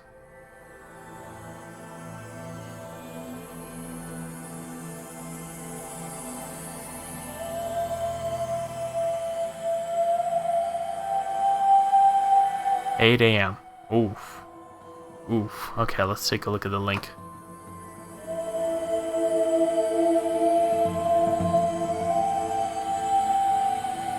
Oh, I see. So it's like it's a little base holder. It's got a big ass grip. Okay, I see what it is. I could probably make something like that. $35 is, oof. $35 is a little too much for me for only a grip. Probably make something like this. Could probably 3D print something like this. But hey, I've seen one of those in a couple of videos. It's expensive but very comfortable. Indeed it is. See, one thing that I find about the miniature market is that it's kind of a niche market. And if you want to survive as a business in that market, you have to really price things accordingly. price things in a way that allow you to survive.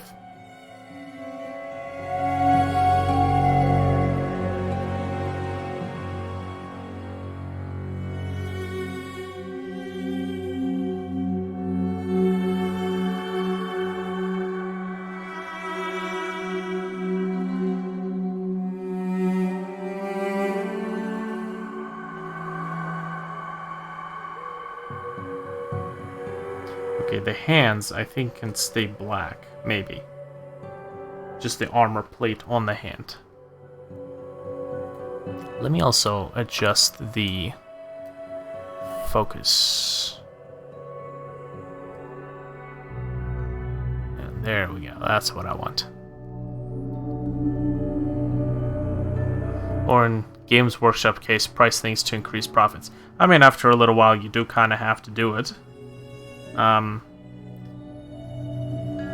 sure they don't share their financial papers.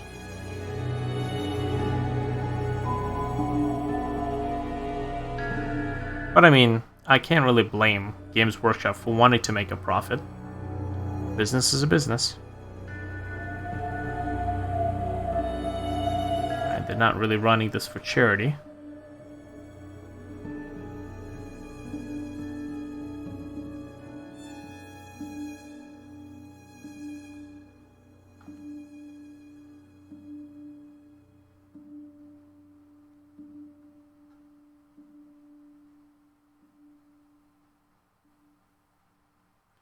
I'm not sure if that's a knee plate right there, or if it's something else. I think it's a knee plate.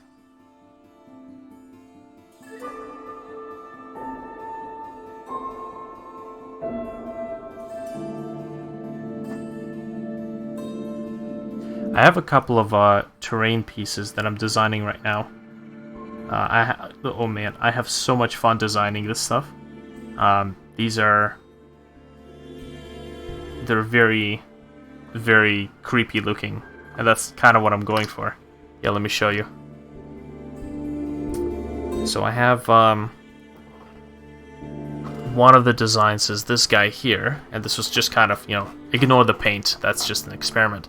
This is kind of like a church side, and if you take a look at the base, the foundation is actually a bunch of heads and faces. And once I finish printing the kit, I'm gonna make a couple of negatives, and instead of, not printing, designing the kit,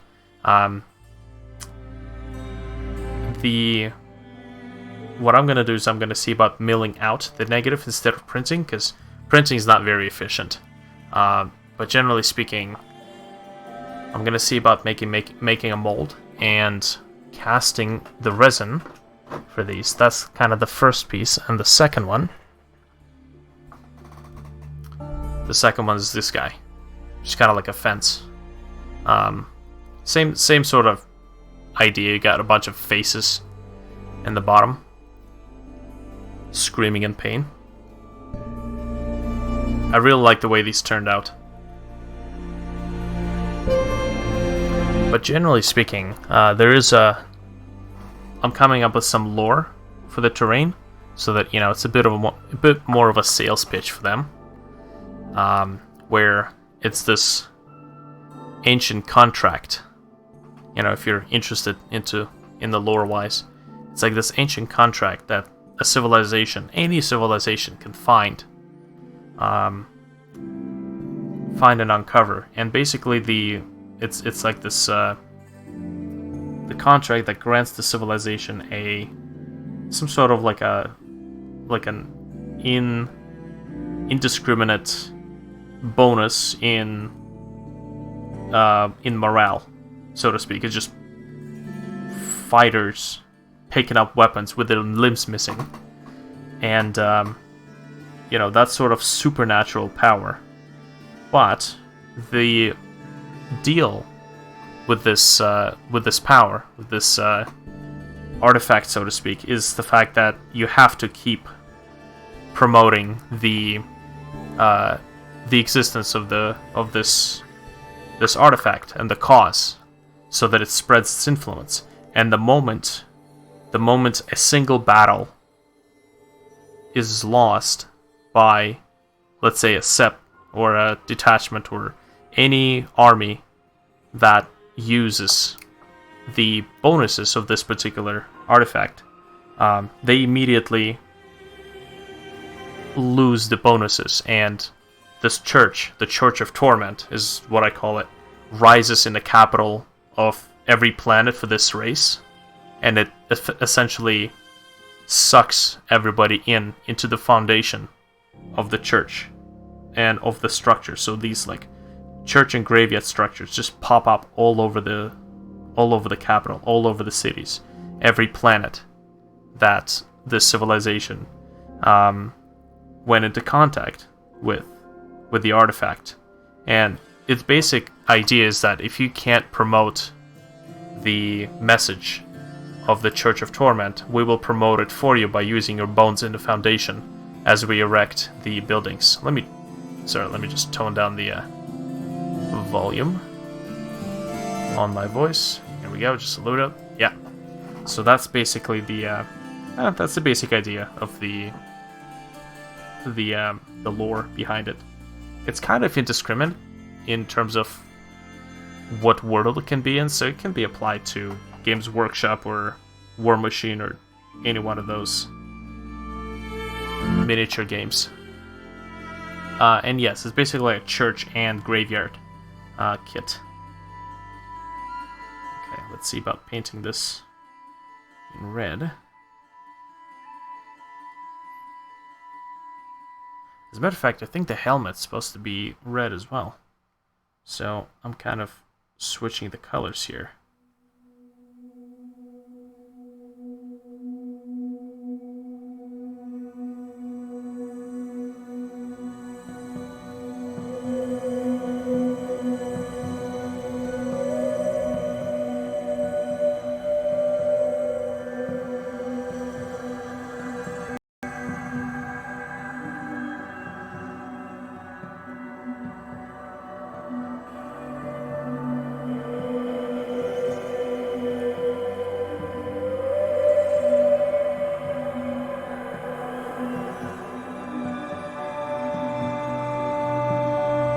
So, is Tau the only army you play?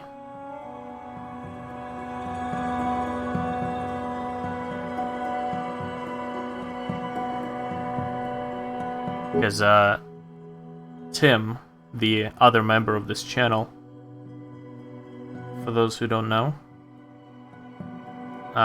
he's been like, "Yo, man, I'm tired of fighting Tau, man." Or, well, he didn't say that. It was more like, "Hey, so were you looking into any other armies?" And I'm like, "You're tired of playing Tau, aren't you?"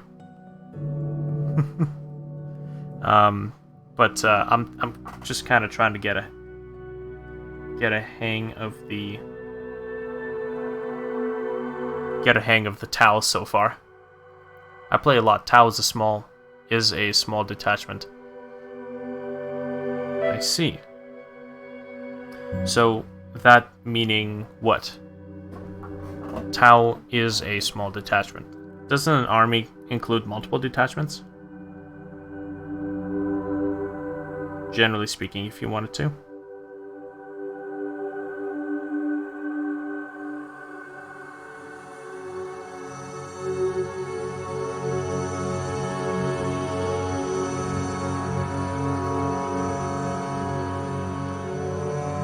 I'm actually pretty sure that this part's supposed to be red as well. I think.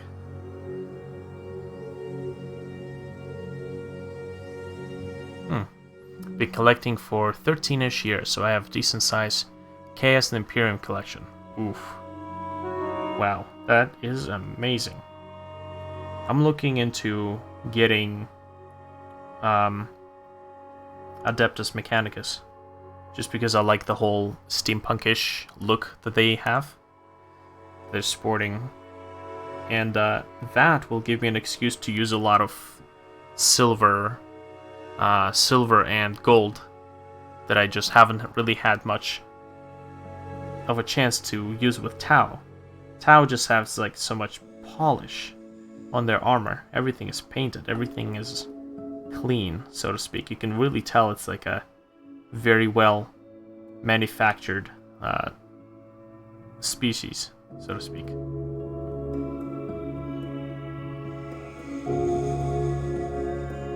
As per the lore. Tau was something I tried only for a few units of battle suits, Fire Warriors and Riptide. Ah, I see. So how many points do you have in Tau total?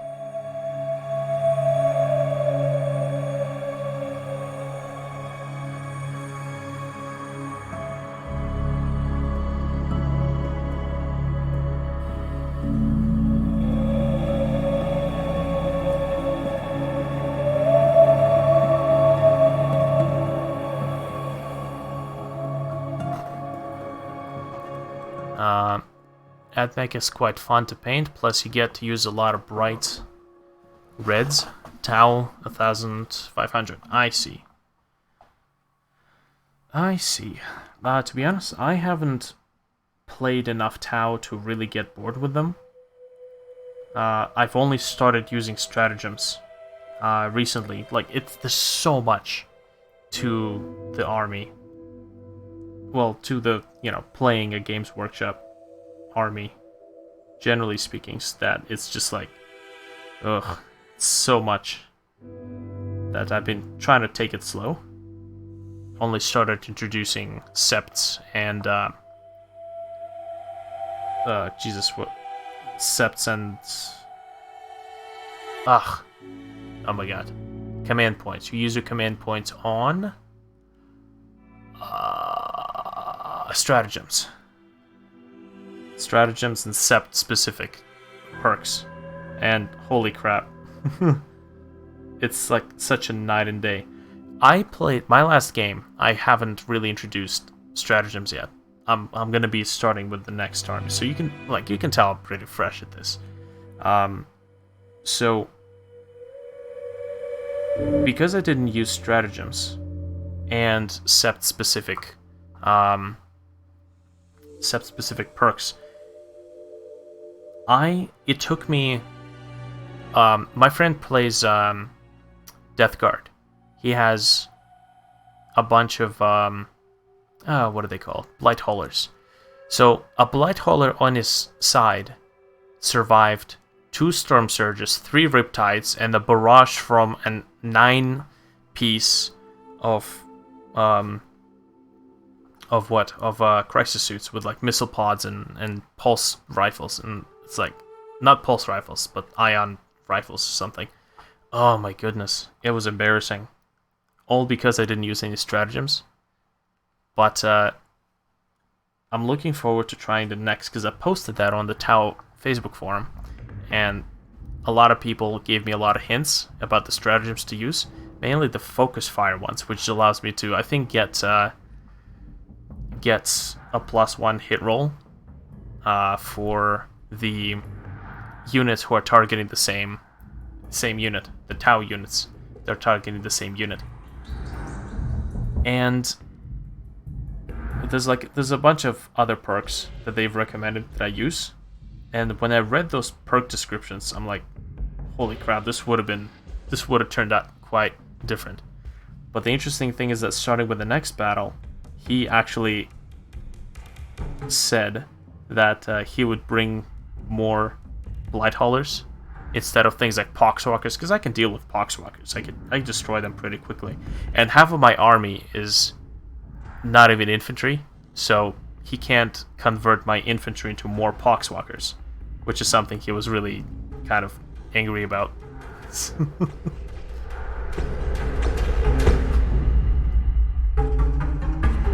Just turn that up. Should I? Yeah. Nah, that's okay. So now that I know what it is that I need to use, I'm kind of looking forward to him bringing all the units, because he saw how much I struggled. I would target everything into his Blight Haulers just to get rid of them. Just because when they explode, holy crap, man. 7 inch of single mortal wounds. All of my fire warriors are single wound. So, you know, a single mortal wound just basically gets rid of all the fire warriors, all the pathfinders. It's not fun. I mean, I know that pathfinders are supposed to be kind of like meat shields for the bigger guys. More or less. Whoops. Okay.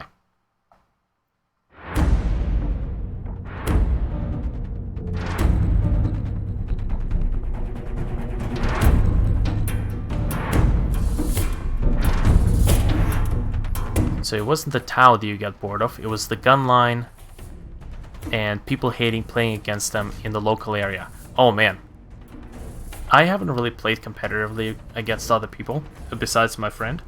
So, the whole idea that people really hate playing against Tau, I find it kind of funny, because I'm struggling to play against him, because he's a really good player. He's been probably in the game for as long as you have. You know the mortal wounds for the unit, not model. Well, yes, but I usually put my fire warriors in the front.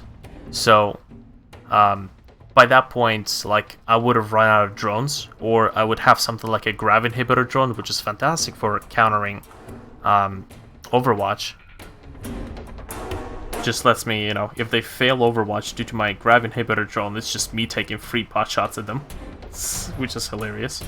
But, you know, after I run out of low value stuff that I can allocate wounds to, I have to, you know, start allocating wounds to the to my units, which is actually, hold on, can mortal wounds be allocated to drones? I don't think they can. I'm not sure.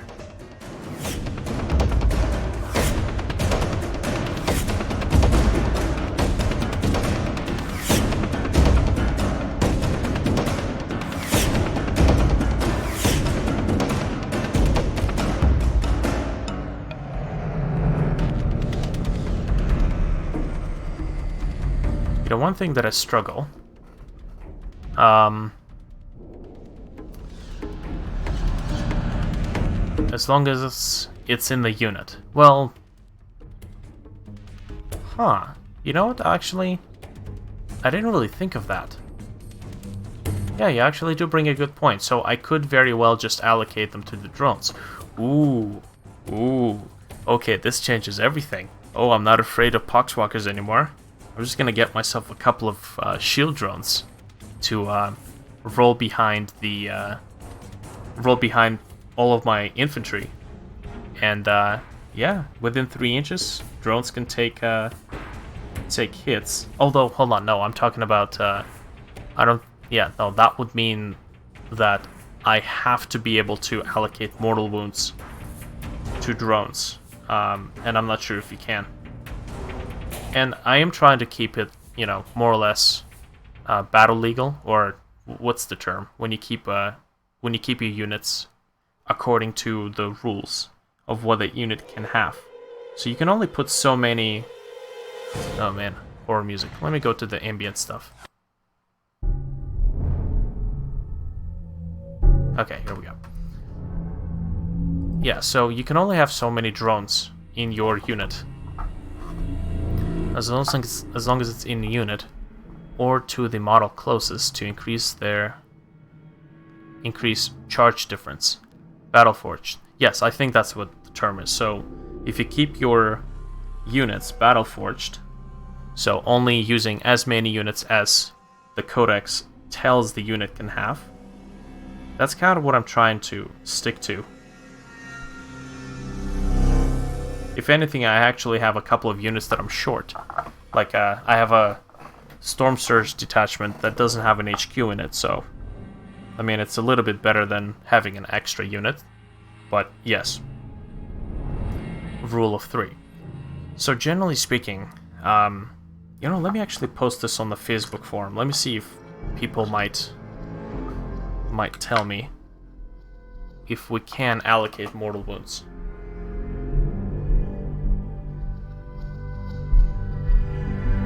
Just a quick post, be right back. to painting.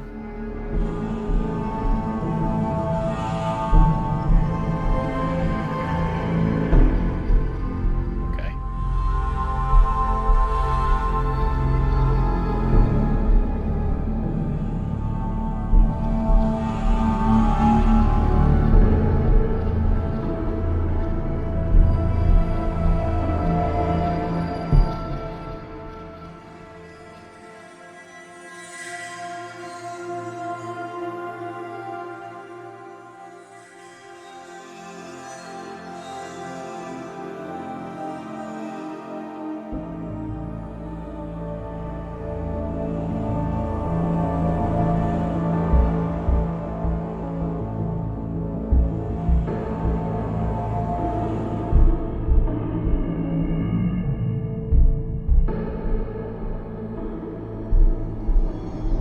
Okay, so there we go.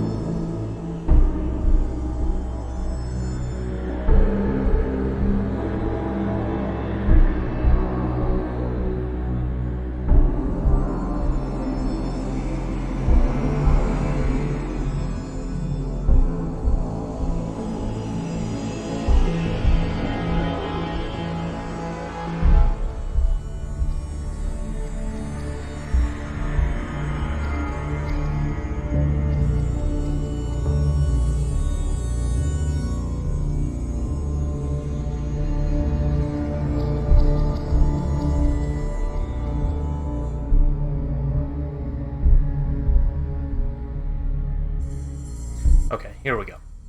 We're gonna see what the judges have to say. Okay, so what are we looking at here? This is what I have so far. You know what? I tend to go really super contrasty with these colors. What if I try a gray color? Just a slightly more gray color than white. I tend to like go overboard with contrast. And then I end up hating the paint.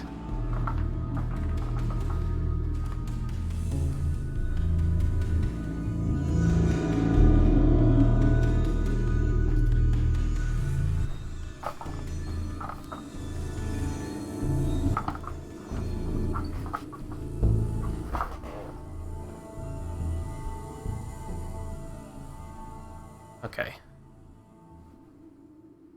Maybe a darker red indeed.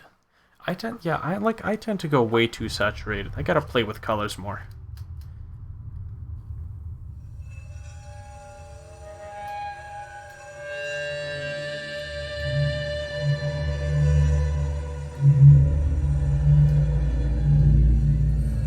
Oh, we have people commenting already. Man, the Facebook Tau group is amazing. Like, you can get instant help from these guys. It's absolutely phenomenal.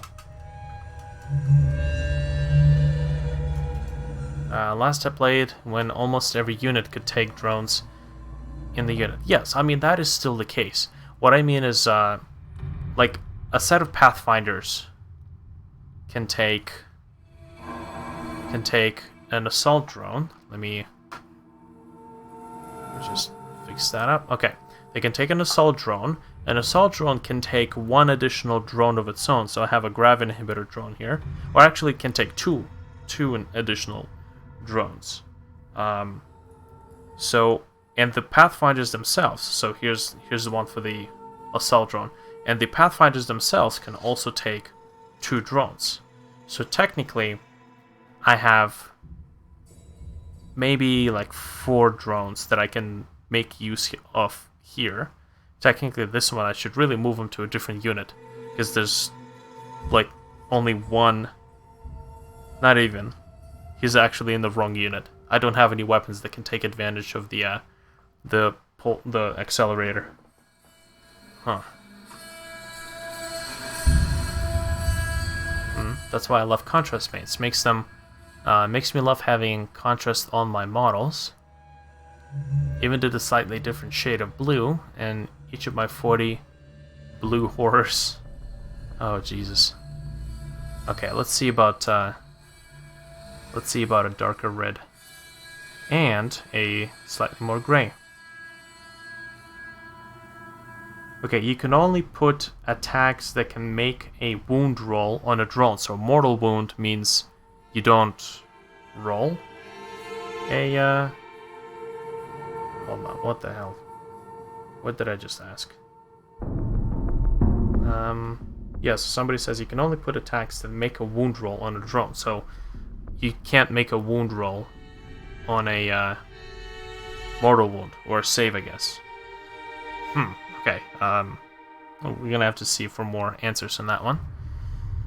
Okay, so what do we have here? Okay, I do think that the helmet has to be red, to be honest. And then maybe I can make the antenna white.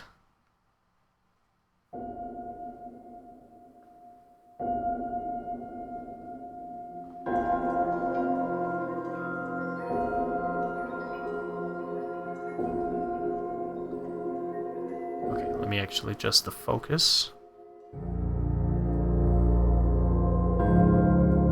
You know what? I'm gonna have to actually check something. I'm gonna have to check if Windows provides some sort of an API for sending adjustment values to the webcam. Because if I can get API calls for the webcam adjustments, then I can actually create a little wheel that can be sitting over here. And it's a big ass wheel that I can just spin and adjust the focus without having to touch my mouse. Oh, that would have been awesome. That would be awesome.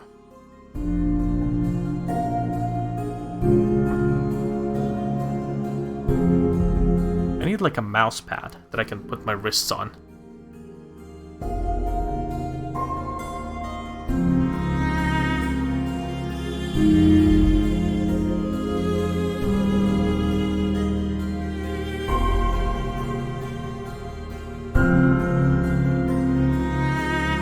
I'm not sure if underneath of these helmets supposed to be painted. I mean, technically it is still a part of the helmet, but it doesn't look right to me when it's painted.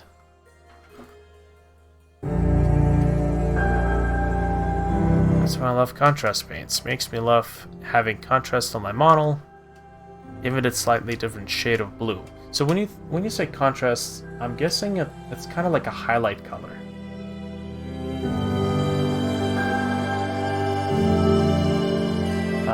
Explosions deal mortal wounds to each unit within its range, and as Scotty says, you can't allocate wounds to a shield drone as you never roll to wound. Though your shield drone might also be hit if in range of the explosion. Okay. So, but can I allocate the hit to a drone that is inside, that is a part of the unit? And I think that's what you said, that I can't allocate it to a drone that's in that unit.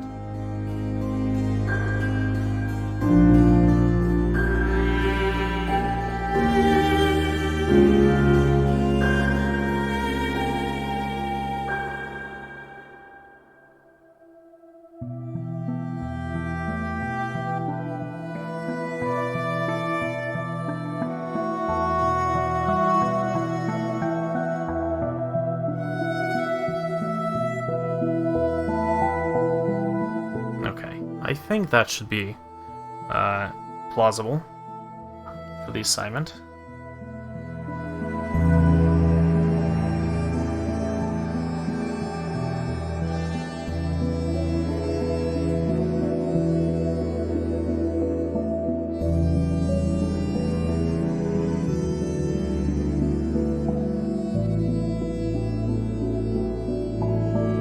Oh man.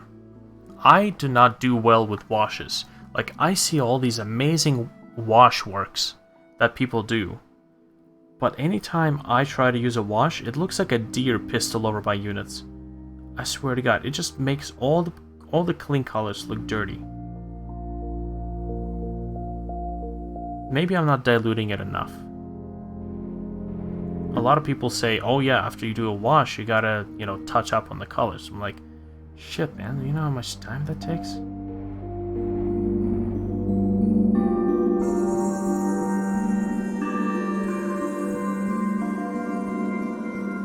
Gives a full colors highlights. Oh, so you're not supposed to use it like to fully paint like a.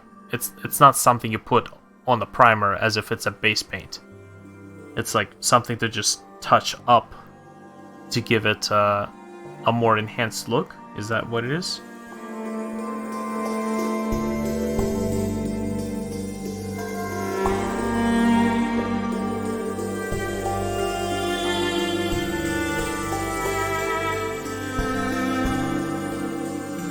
Okay, getting in there is going to be a bitch and a half.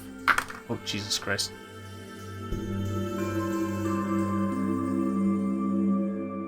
It's something you put on the primer. Primer? What's the point of putting it on the primer if you're gonna cover the primer with a different coat?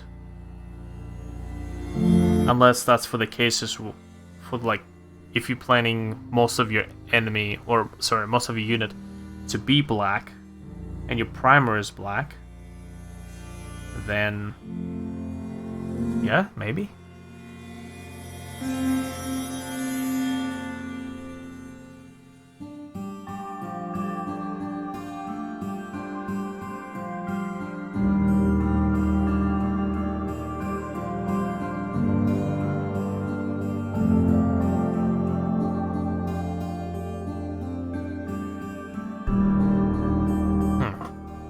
Okay, let's try gray instead of white.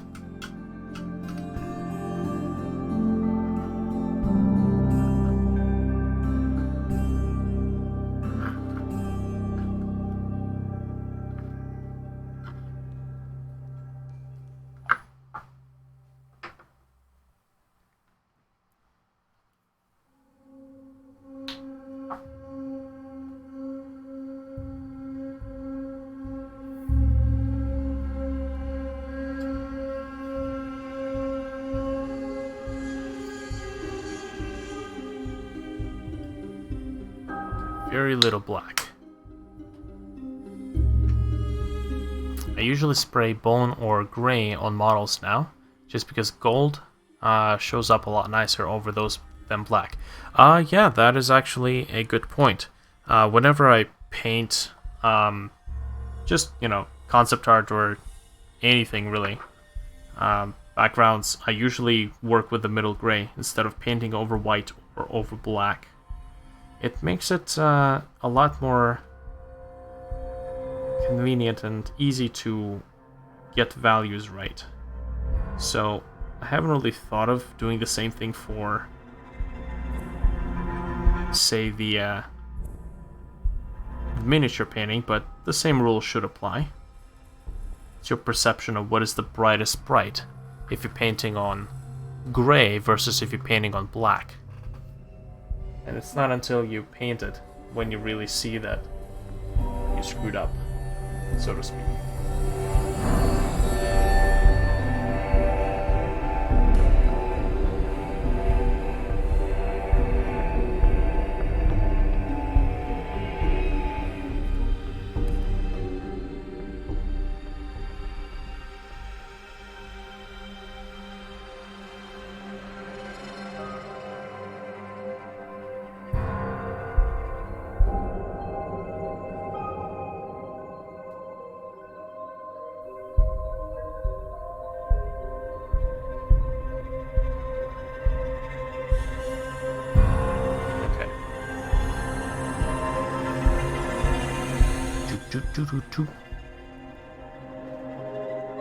Painting over black makes it come out a bit duller. Yeah, you gotta put like a couple of coats. Okay, you know what? Let me just try this on a different unit before going balls deep on that particular one. So this is kind of a middle gray here.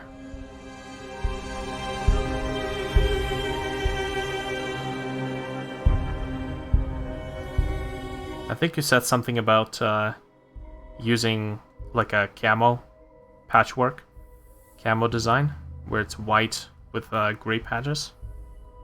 Gonna try that out as well.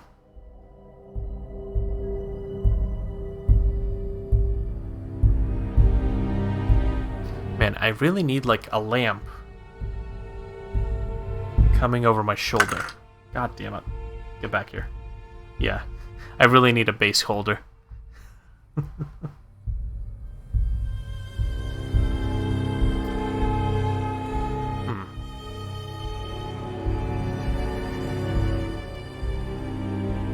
Oh. So apparently the drones that you include in the with the fire warriors become their own separate unit after you deploy your team. That is something I did not know. I mean, I knew I read it on something like the I think it was a piranha. Huh. Well, that's interesting. Hobby lamps are useful. Yeah, that too. Gray and blue specs. Well, I'm not sure about adding blue to this particular selection. Or this particular Pathfinder team. I want to save blue for something else.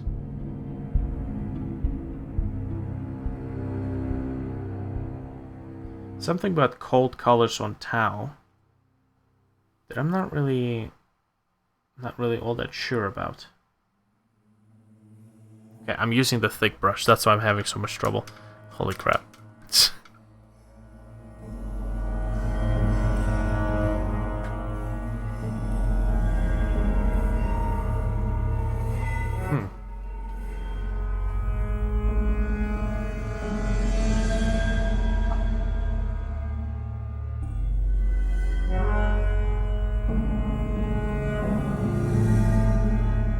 So yeah, when it comes to the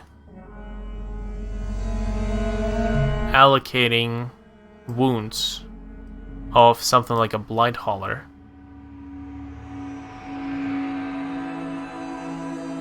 to a unit of, say, Fire Warriors for the strike team, apparently the drones become a separate unit. And there's always a chance that if I keep my drones in the back, so not that their position in the back or in the front of the unit would actually make a change whether or not the Fire Warriors get hit with the blast radius of the exploding Blight Hauler. But there goes technically the option. Even the option of allocating those wounds. Well, this is according to somebody on the Tau forum. Check the drone support special rule in the strike team datasheet. Okay, let's go ahead and take a look at it. Let's see. So, yeah, basically we have somebody saying they become a separate unit after deployment. Let's take a look at the codex and see if that is the case. Alright. Let's see. Where can I find the codex?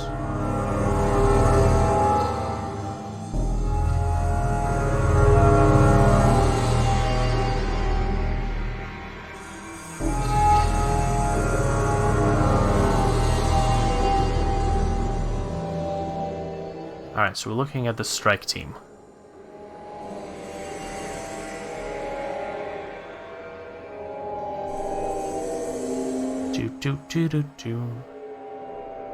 Strike team. Strike team. Whoops, okay. Where are my strike teams? Strike team, okay, so what do we have here? We have special ability strike team. We have guardian drones.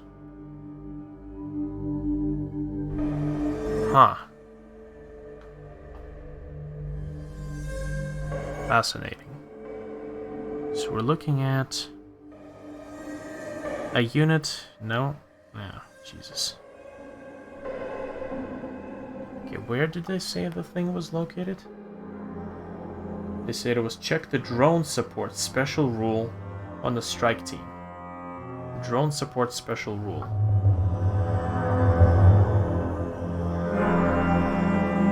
Oh, drone support. When a unit is set up on a battlefield, any accompanying drones are set up in a unit coherency with it. From that point onwards, the drones are treated as a separate unit. Oh. Huh. Yeah, it's actually, that's actually true. Right here. Drone support. When the unit is set up in the battlefield, any accompanying drones are set up in the unit coherency with it. But from that point on, the drones are treated as a separate unit. Huh. Learn something new every day.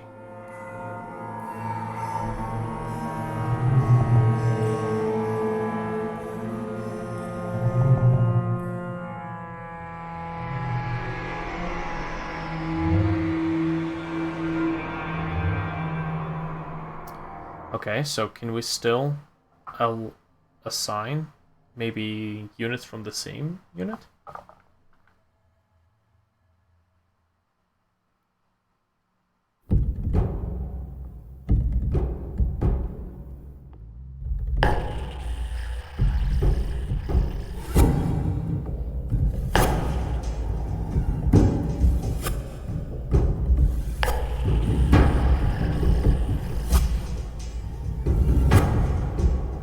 Okay, well that's probably an 8th edition change. I would not be surprised if that was the case. But here's the thing. I started playing with an 8th edition, so I mean there's no excuse for me for not knowing that. But I got these units back in 4th edition, so it has been a good 5-6 years before I actually started playing the game. Yeah, it was a very long process.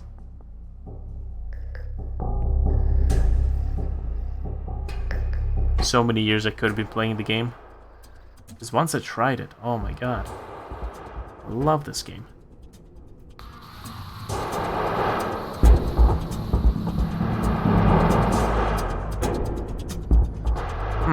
Okay, so here we have gray.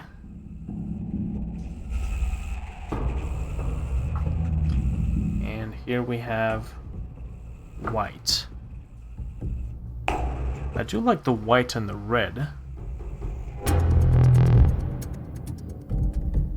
do like that. Oh, let me just paint the underneath of that helmet.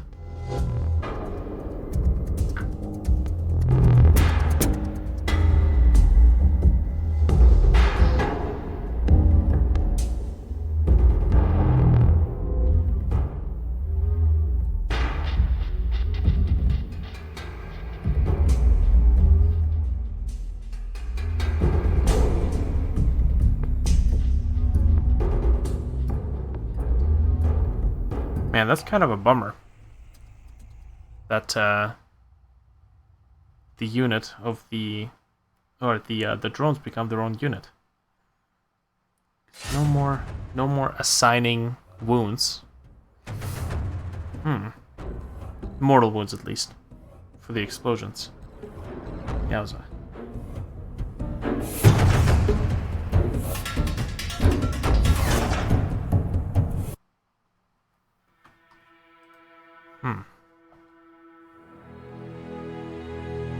There's actually something that I missed over there.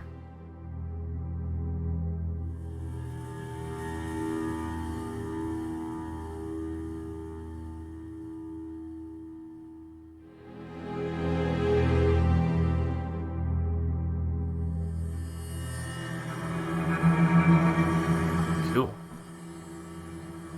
Alright, let's see about...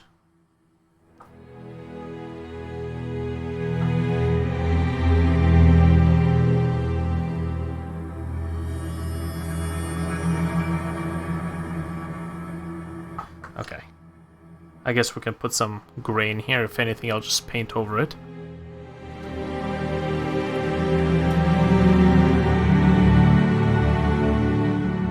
I haven't really experimented with the patterns much.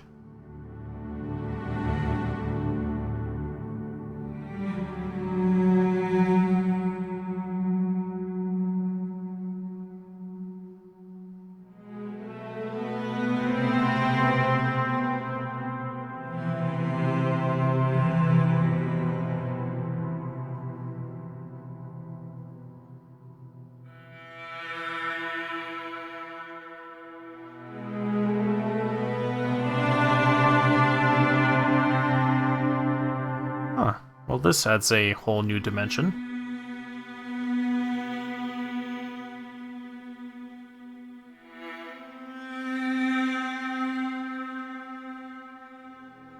Let's make sure it's actually a camo pattern and not a polka dot.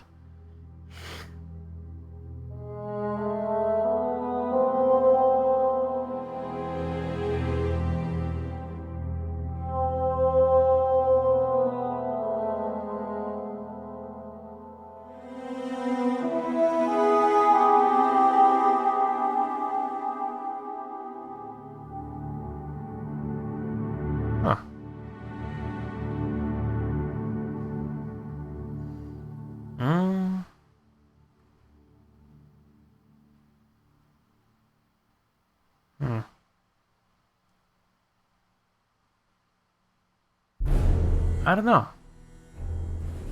I don't know how I feel about this.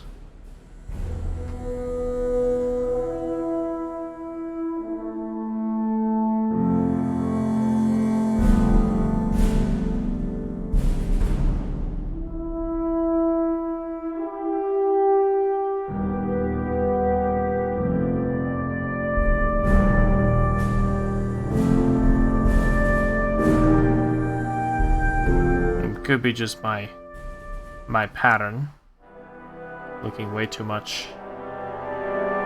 cheesy.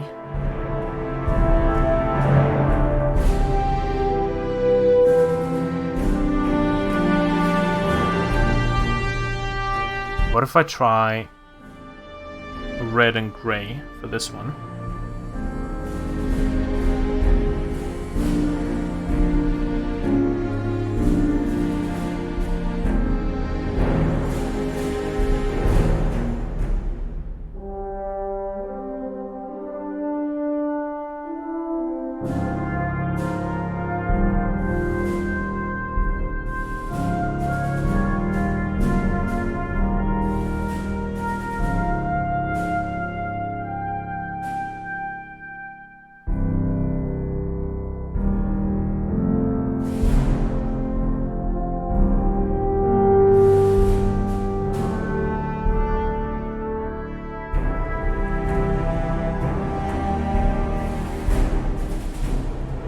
So in this case, maybe instead of doing white with a gray pattern, I'm gonna see about doing gray with something like a white highlight wash.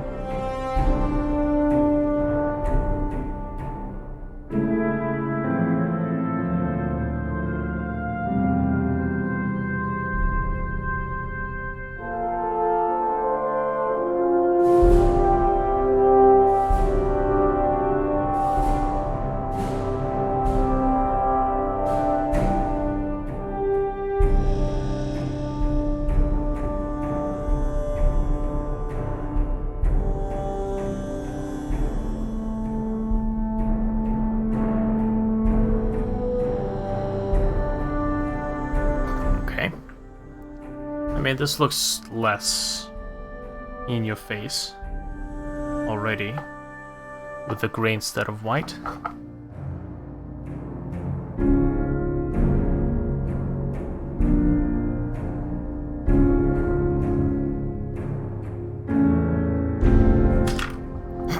Whoops. Yeah, I really do need something to hold this thing in.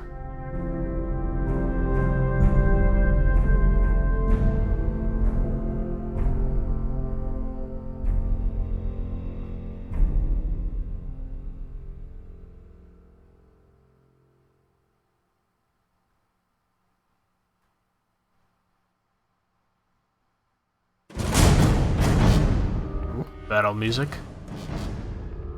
Let's move on.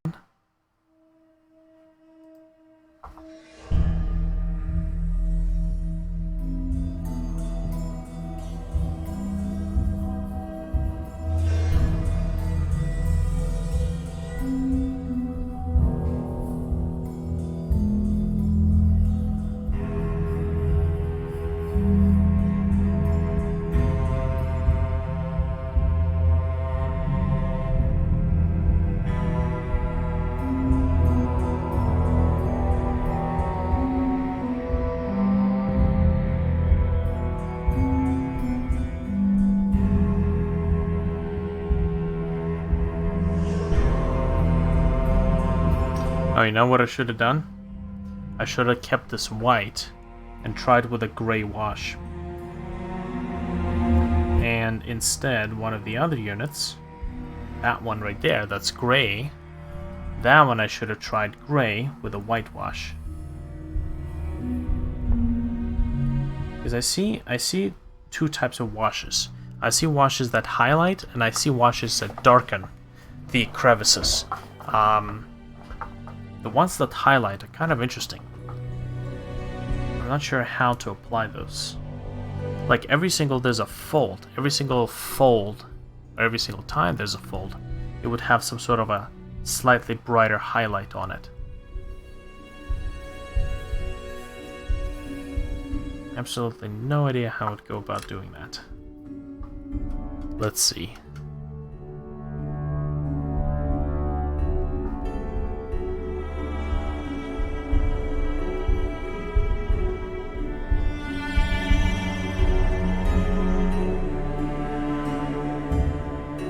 Okay, so if it's a wash...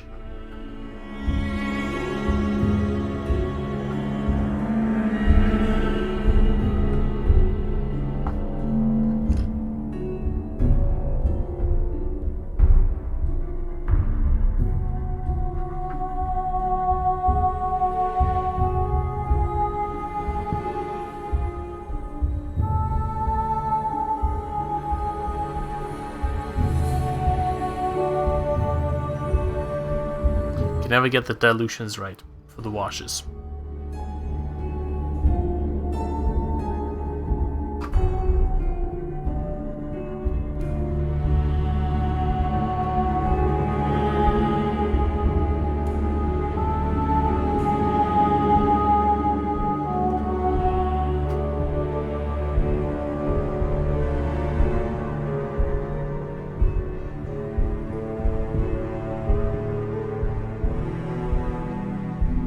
Okay, so it does say any model of the unit, which means that I can assign it to any model in that particular unit, which is good. That makes it a little bit more clear.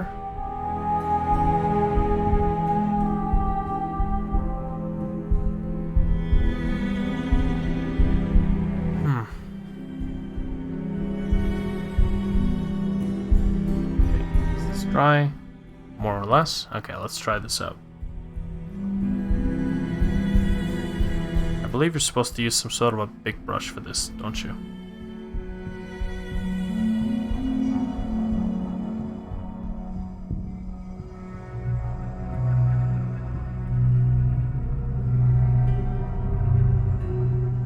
So if I do a standard wash...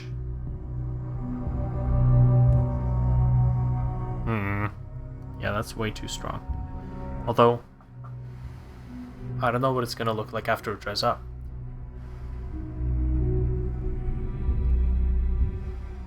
I used the rule to keep special weapons alive.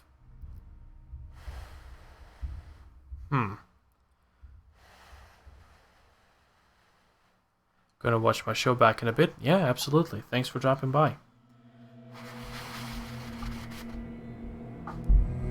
I think once it dries up, it's actually going to be way too... It's still going to be just as strong as it is right now. So let's add more water. And let's paint over that.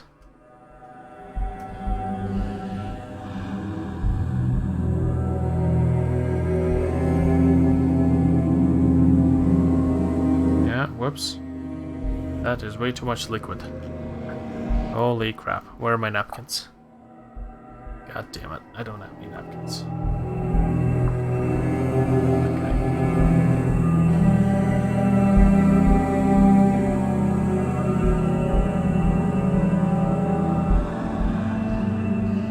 That's not going to be even.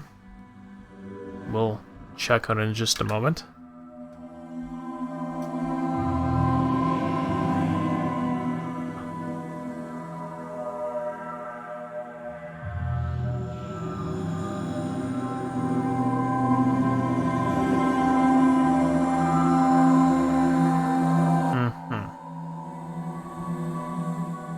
This here does act like a wash. It's seeping into all the crevices.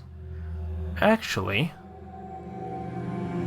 technically, if I'm doing a brighter color here and the wash is a darker color, then it would give me that highlighted look. Because the wash only seeps into the crevices.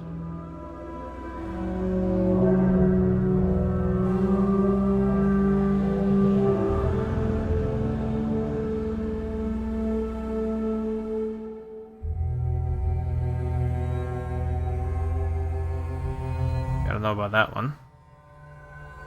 Okay. If this dries out and looks exactly what it looks like right now, I will be happy. Okay.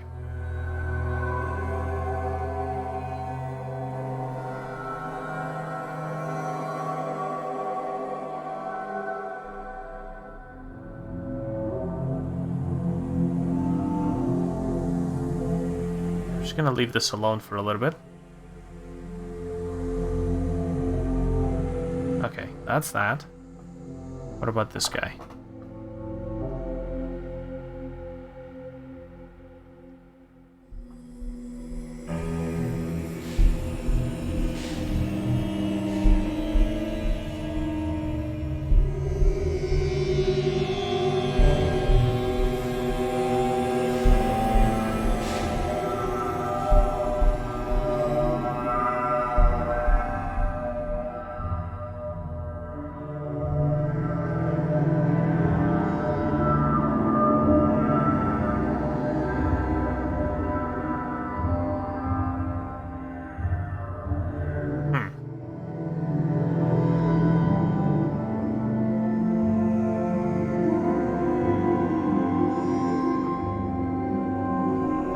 Actually, why don't I try a darker color for the wash for this particular unit? Just gonna go grab some cleaning supplies.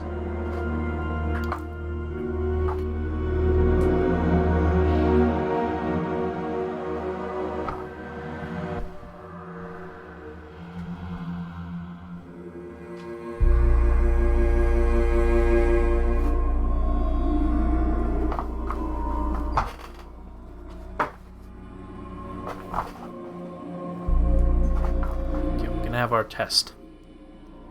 We're gonna take a look what a darker and a brighter wash looks like.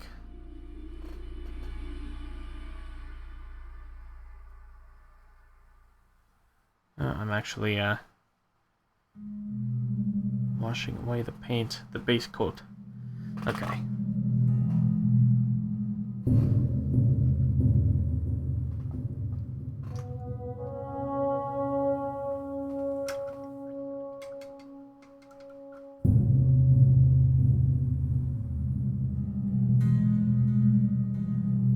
Okay, so the darker color means I need to get a black wash.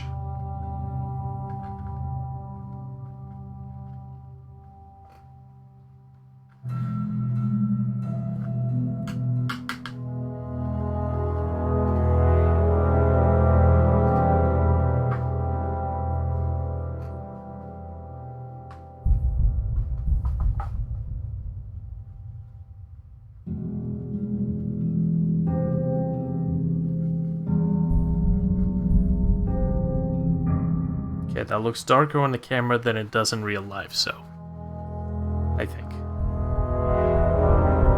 Oh yeah, it's way too dark.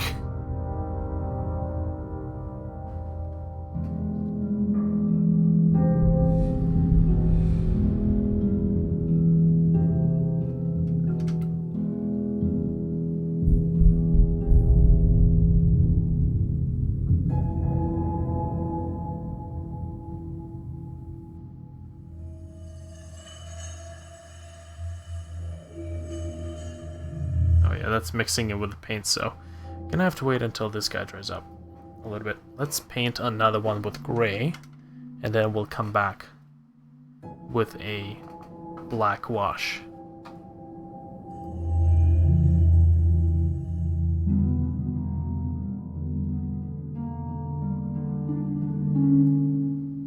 Okay.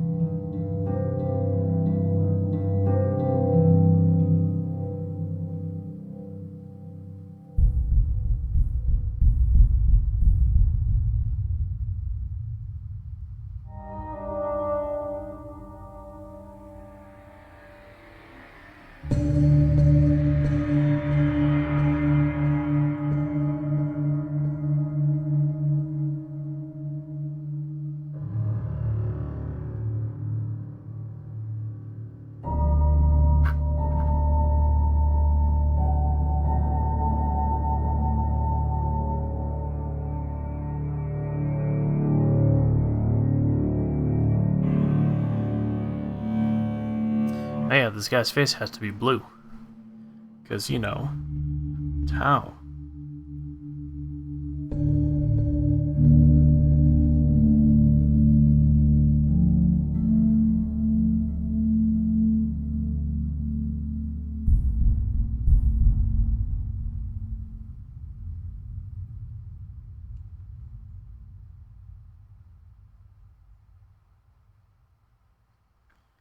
He does have some sort of a clothing article around his neck, so that's what I'm gonna make as gray.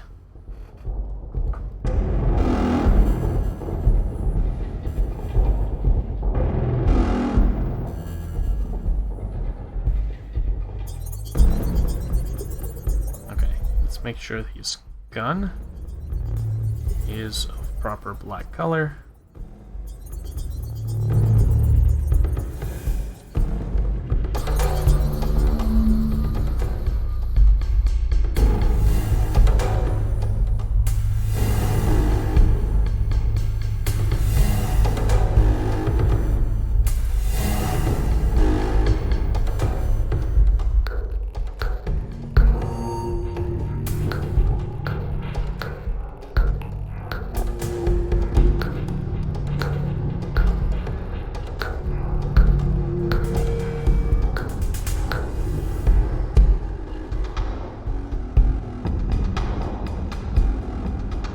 That's as much as I'm going to be able to paint the gun.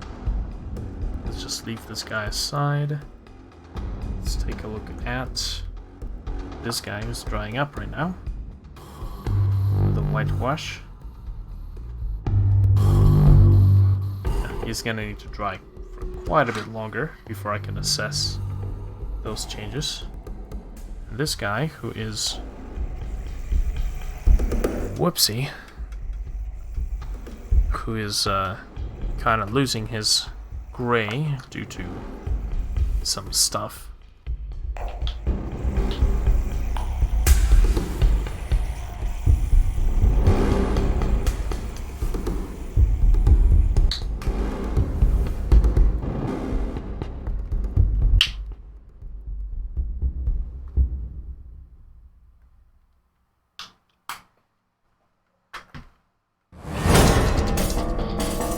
More battle music.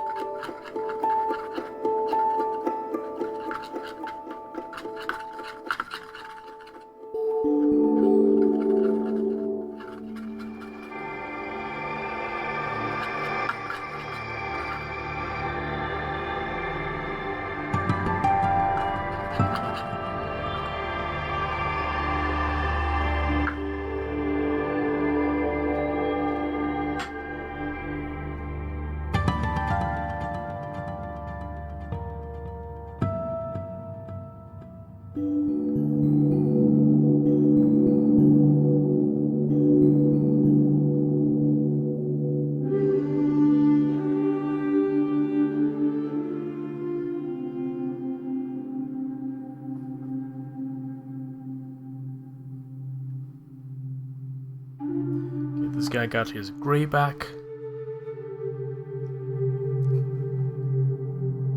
Good.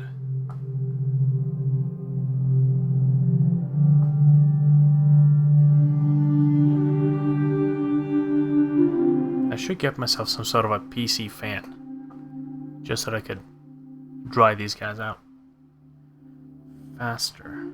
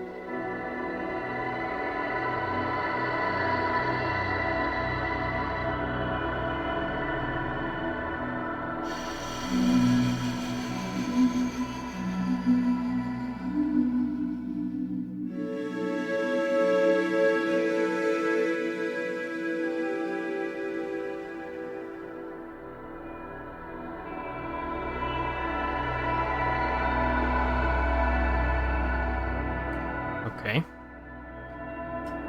Depending on how that wash turns out.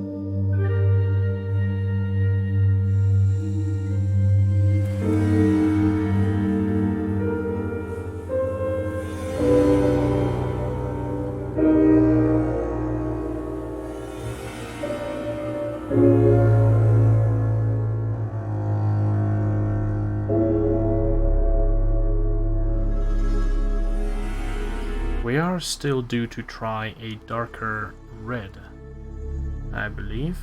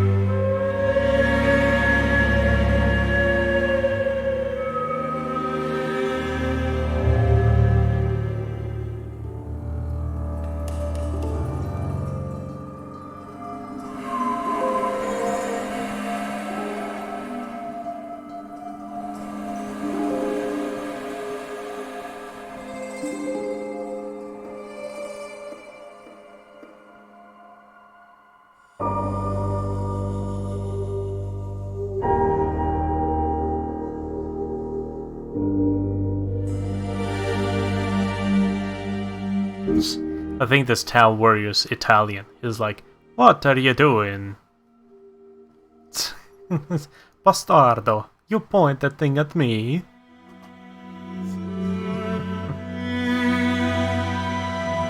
Cazzo.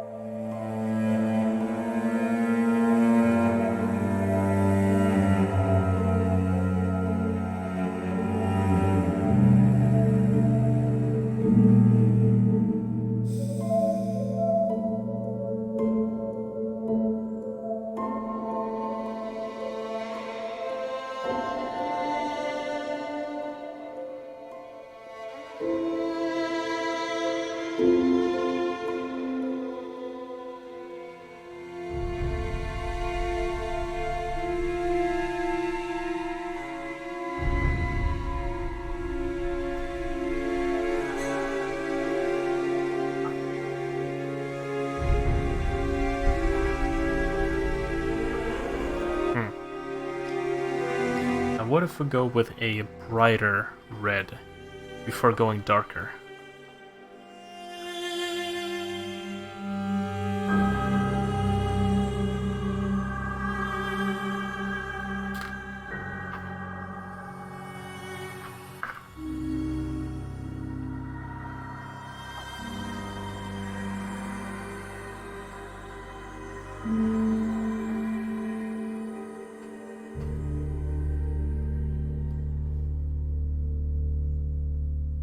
Perhaps my colors are just too saturated.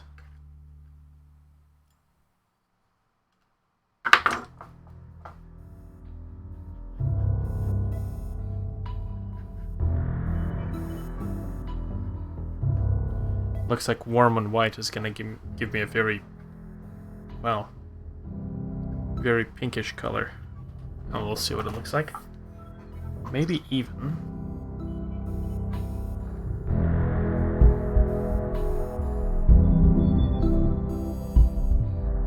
Yeah, that's like really pink.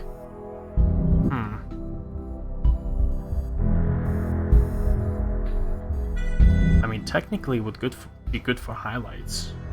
Not highlights, but chips.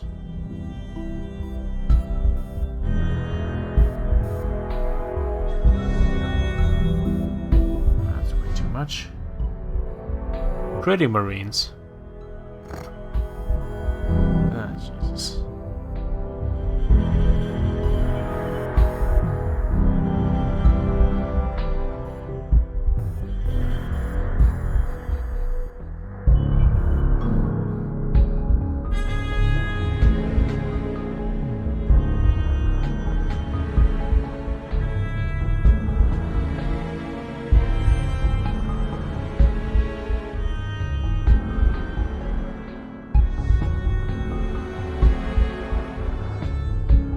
Yeah, I don't think so.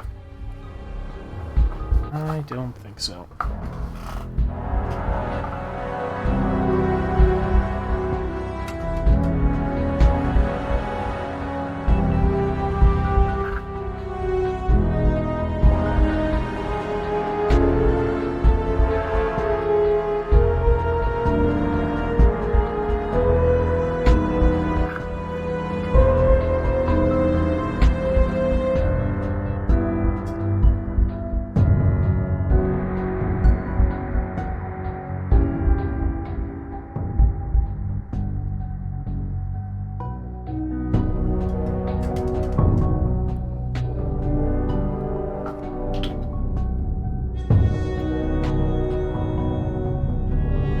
Technically, for a darker red, I wouldn't want to mix in black and red. I would want to mix in blue and red. Just a little bit less blue than red.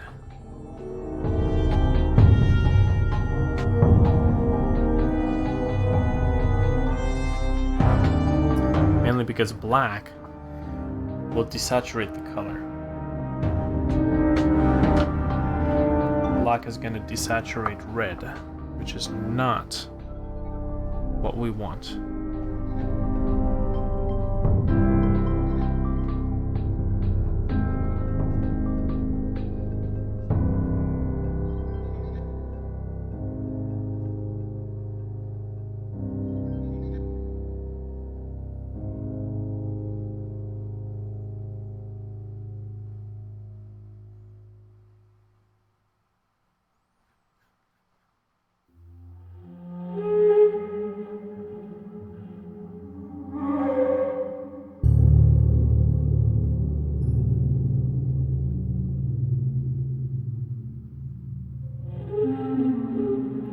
It's not bad. It's like a cherry red.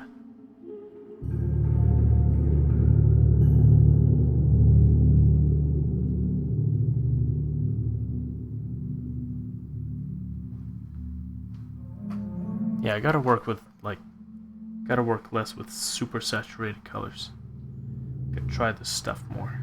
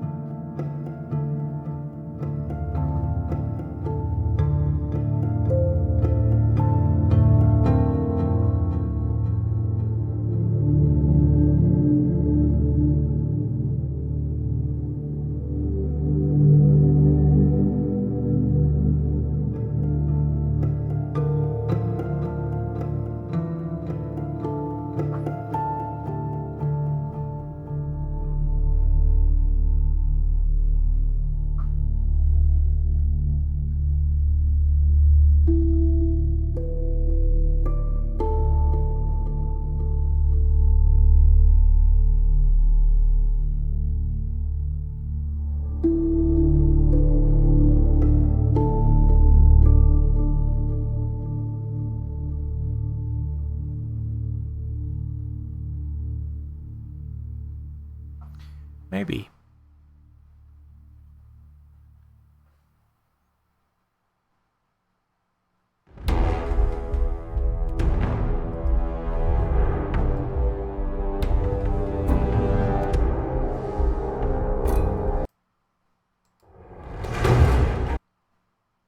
Oh, Jesus.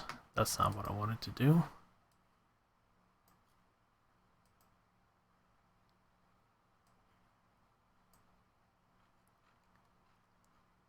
I wanted to start deleting most of the battle music from the playlist.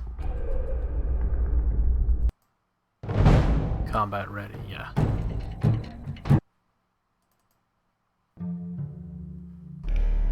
There we go, that's what I want.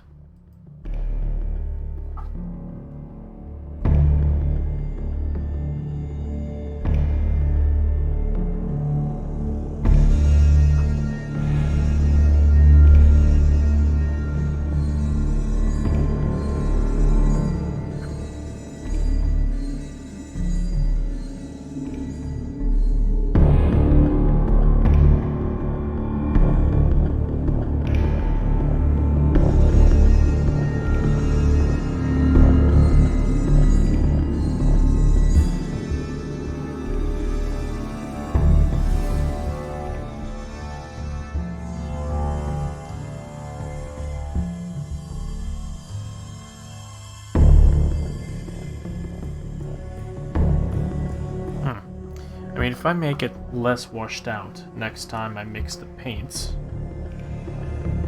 and in my defense I did mix very, very, very little, that's why I got so little paint out of it. So, comparing this guy... Oh yeah, another thing is that adding black to red makes it look very dirty. Very dirty. So, that's why it's better to add blue to red. So let's try that now.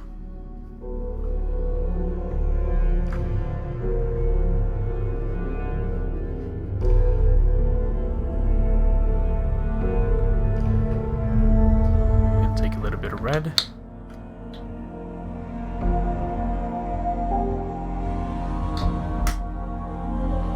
Take a little bit of blue.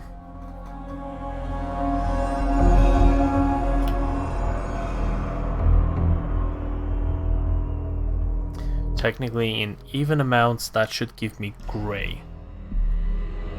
These are primary colors.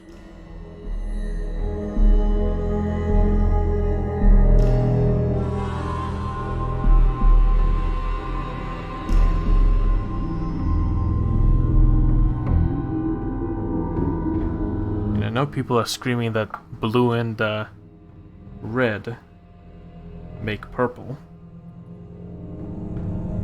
Not in this case.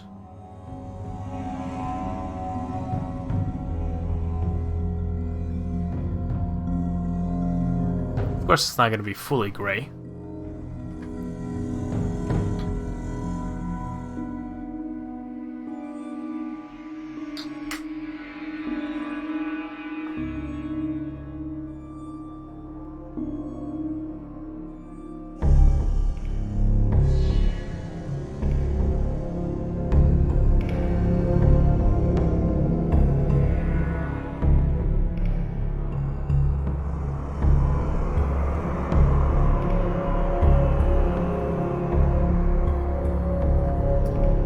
Go.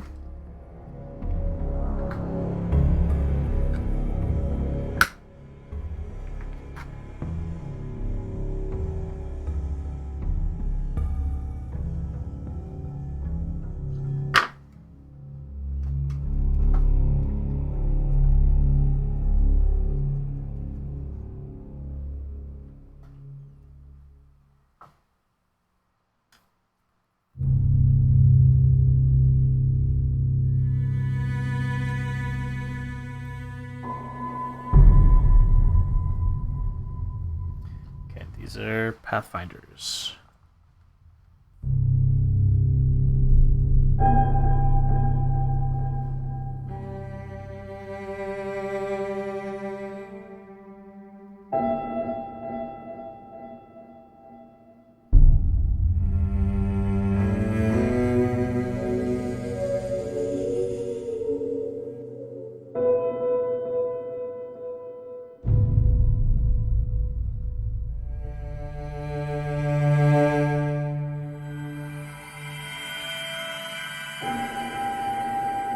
Something that I have not yet tested out is having, in this case I have red armor and gray overalls, so to speak.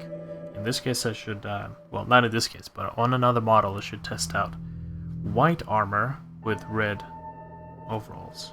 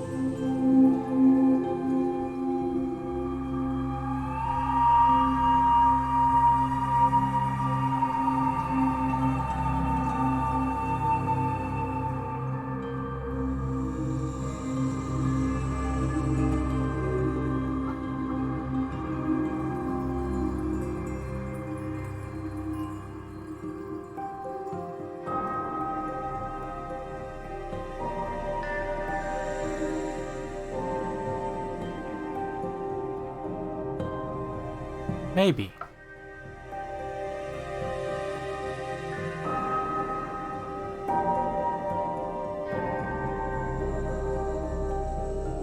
It's like a really brownish color. Like, shockingly brownish.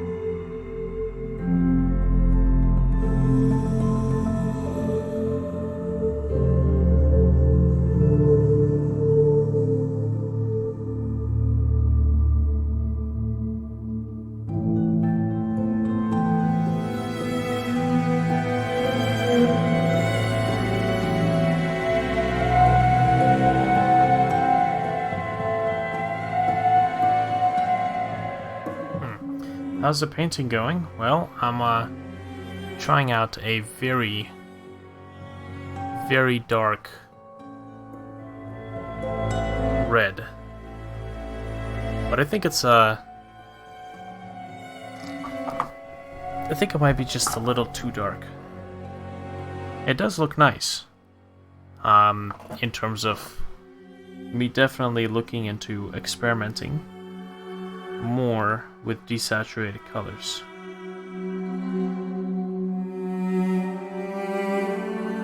Although in this case, red's not desaturated in this case. This is me mixing red and blue, which does not desaturate the color. Just very quite easily shifts the hue. However, this one on the left is red and black, which just looks kind of dirty. They're close, but when viewed closer, try mixing the light and dark red together. Well, it's just a matter of mixing less blue into the bright red. Let's see. But in this case, yeah. Just gonna see about mixing in a little bit of red to brighten up this color, because I think I actually did mix in blue and red in equal parts and then added more red to this one.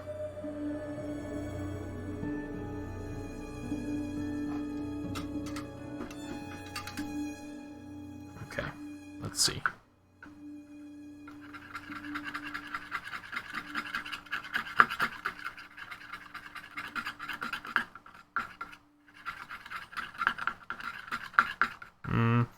Yeah, gonna need a bit more.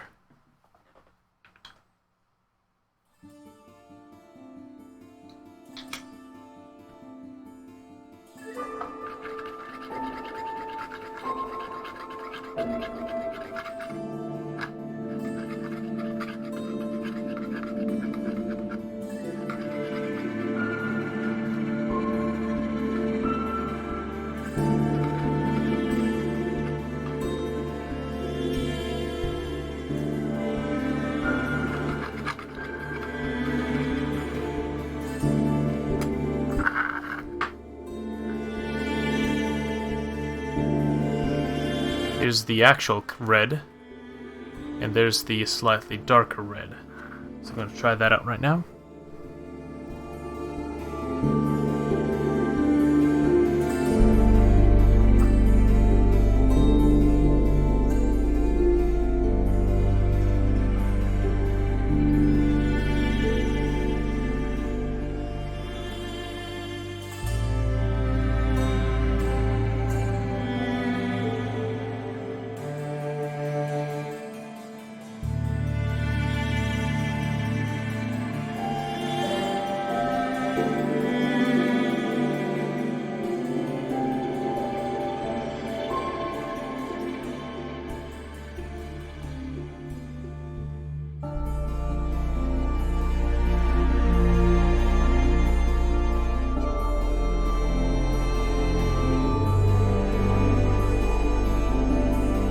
That actually looks nice. This thing else struggles mixing paints well. I see. For me it's just, I don't know, picking a color palette I'm satisfied with. On one side, I don't really want to use other people's color palettes. On another side, if I did, if I picked something that I liked from someone else's color palette, I'd just be done with it. But I feel like if I don't try to experiment with this stuff myself, I'm gonna miss a lot of interesting experiments and discoveries. So thus I torture myself.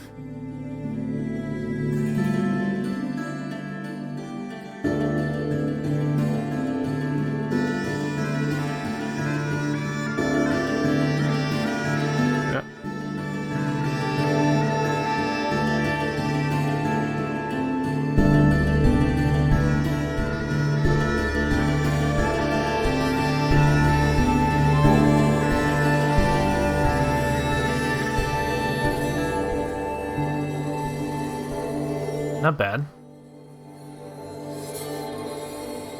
I think this might work out in my case.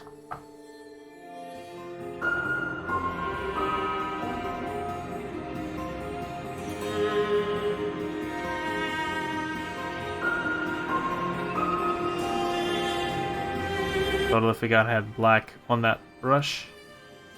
Whoops.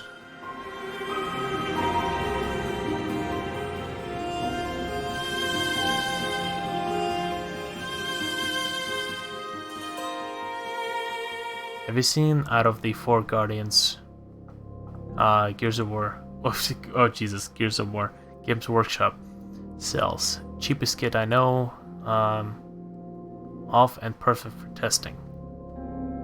Huh. 4 Guardians. Guardians being the units, or Guardians being the names of the paints?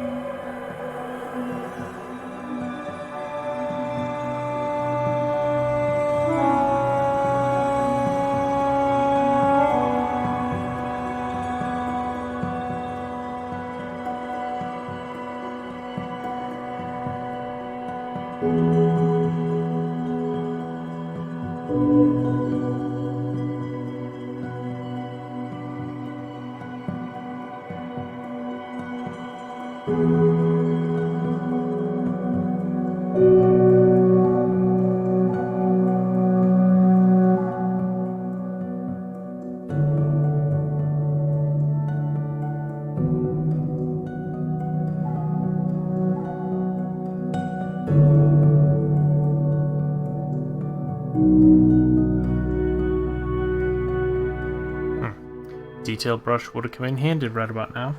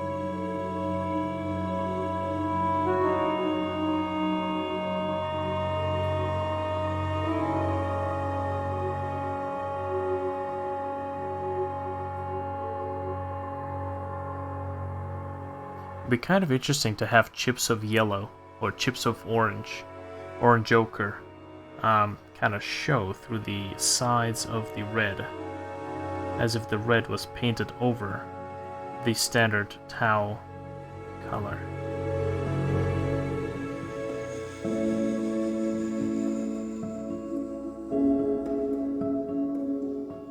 Okay. Not bad.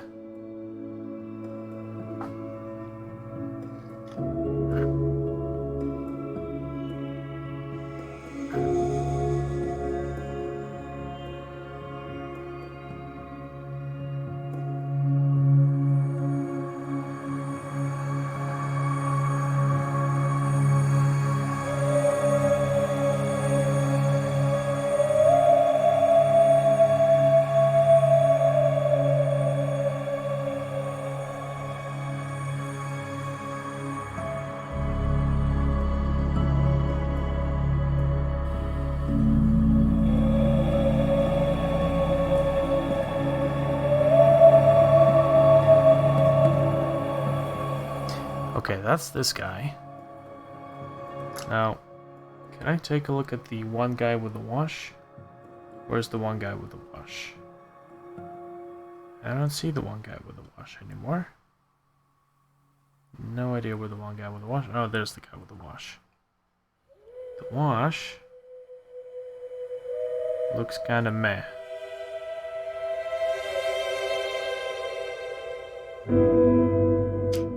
Yeah.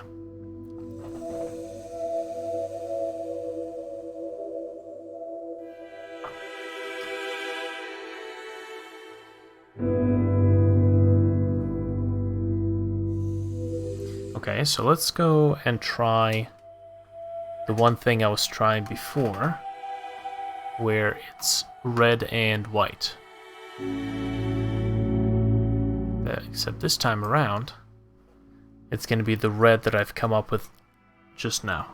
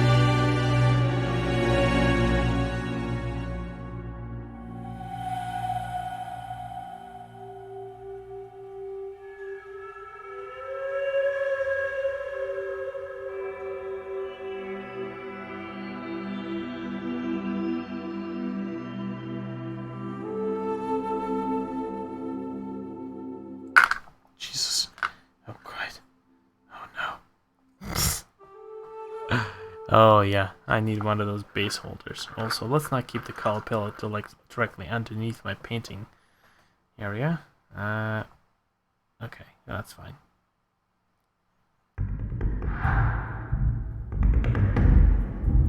Got battle music.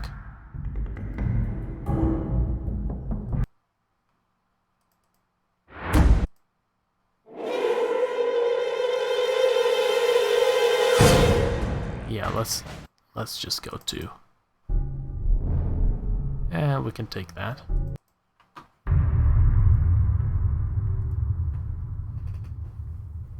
That looks like blood red. Will go nicely with black or gray, maybe white.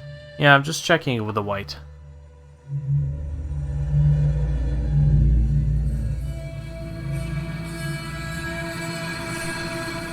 I more refer to it as a cherry red. I think blood ever gets this dark. Let's find out.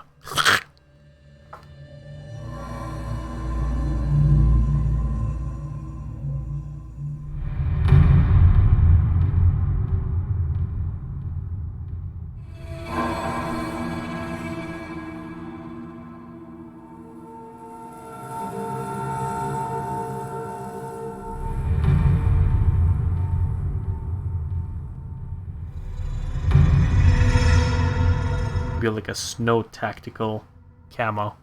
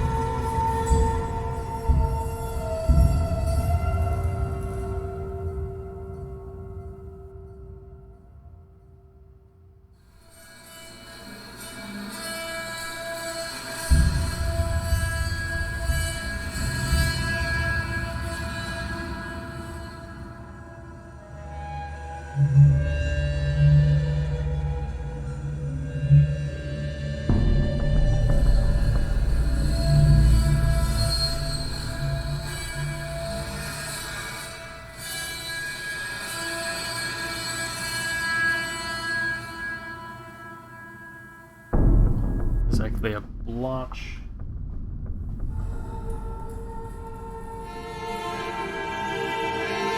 No.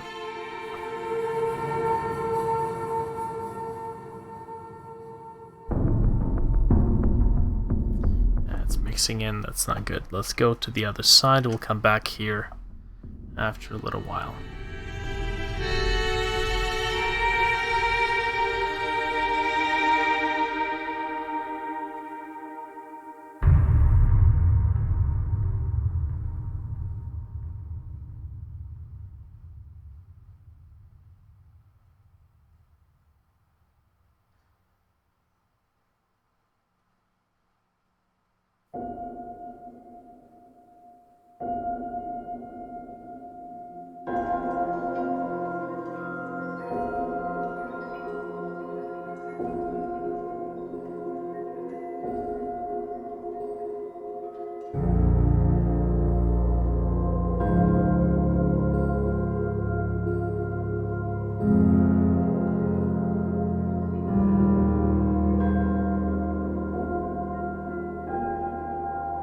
Listening to this soundtrack really gives me so many ideas for my own music, for my own game.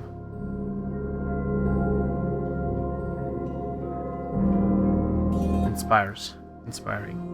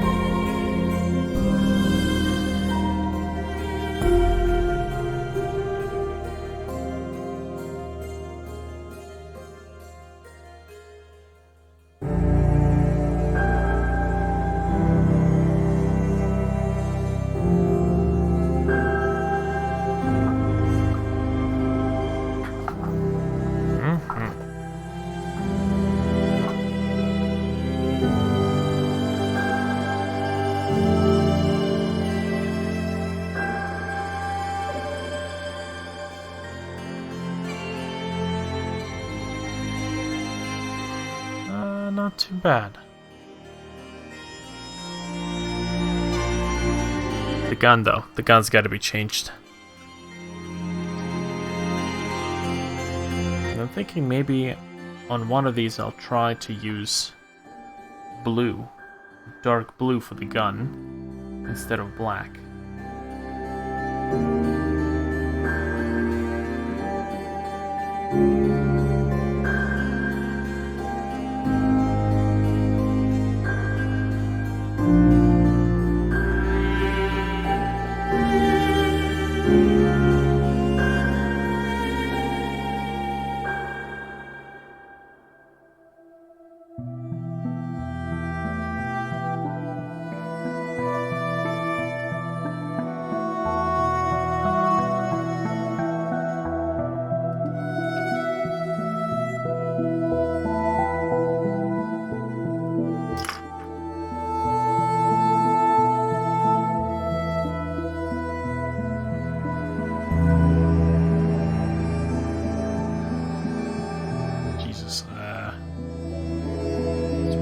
Moisture.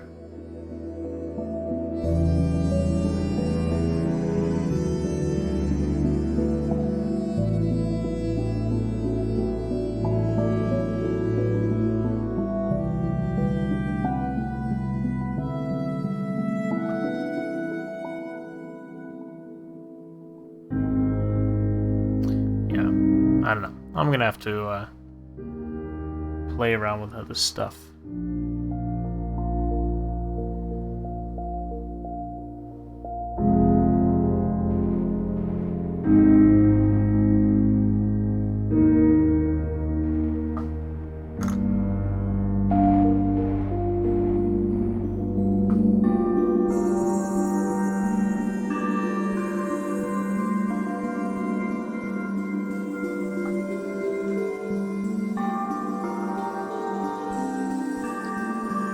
Let's try the blue in the gun right now.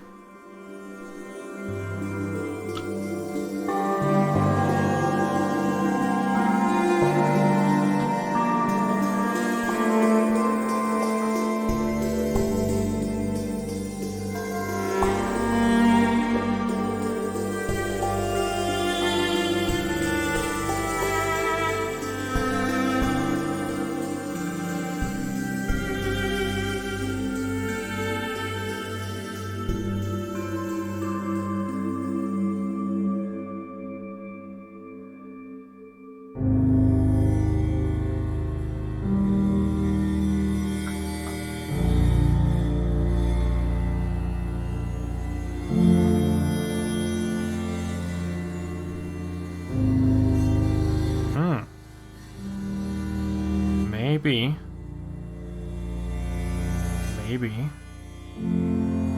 the contrast. Blue weapon with a red suit.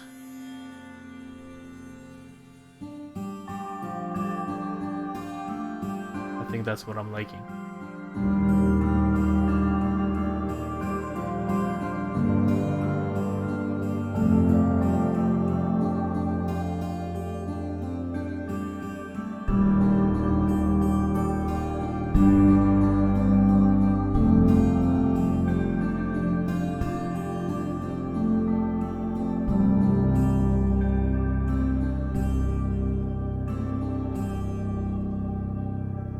Maybe in this case the blues will make the red pop.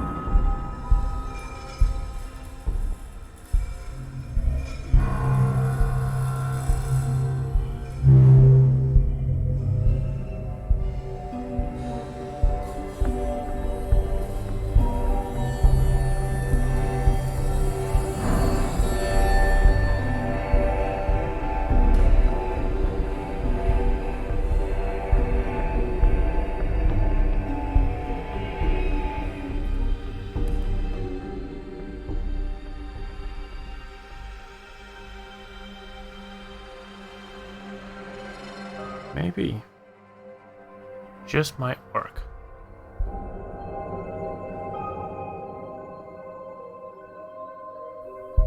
Okay, so with that said, what if I take red? I need a bigger mixing station. Okay, so what if I take red? Actually, I can just use this red and dilute it. Make it into kind of like a wash-ish sort of a thing.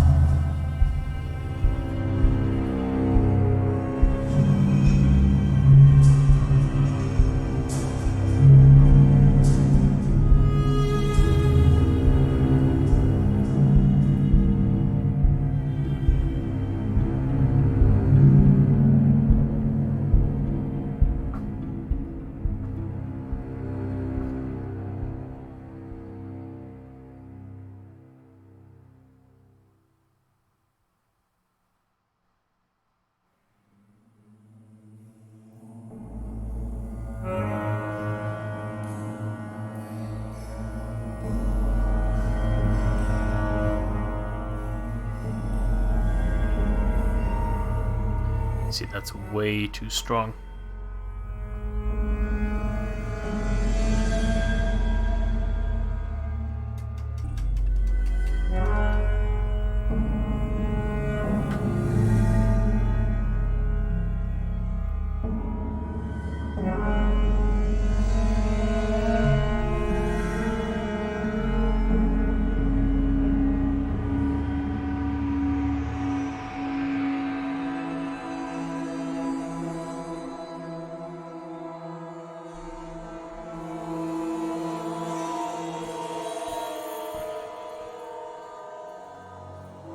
Of course.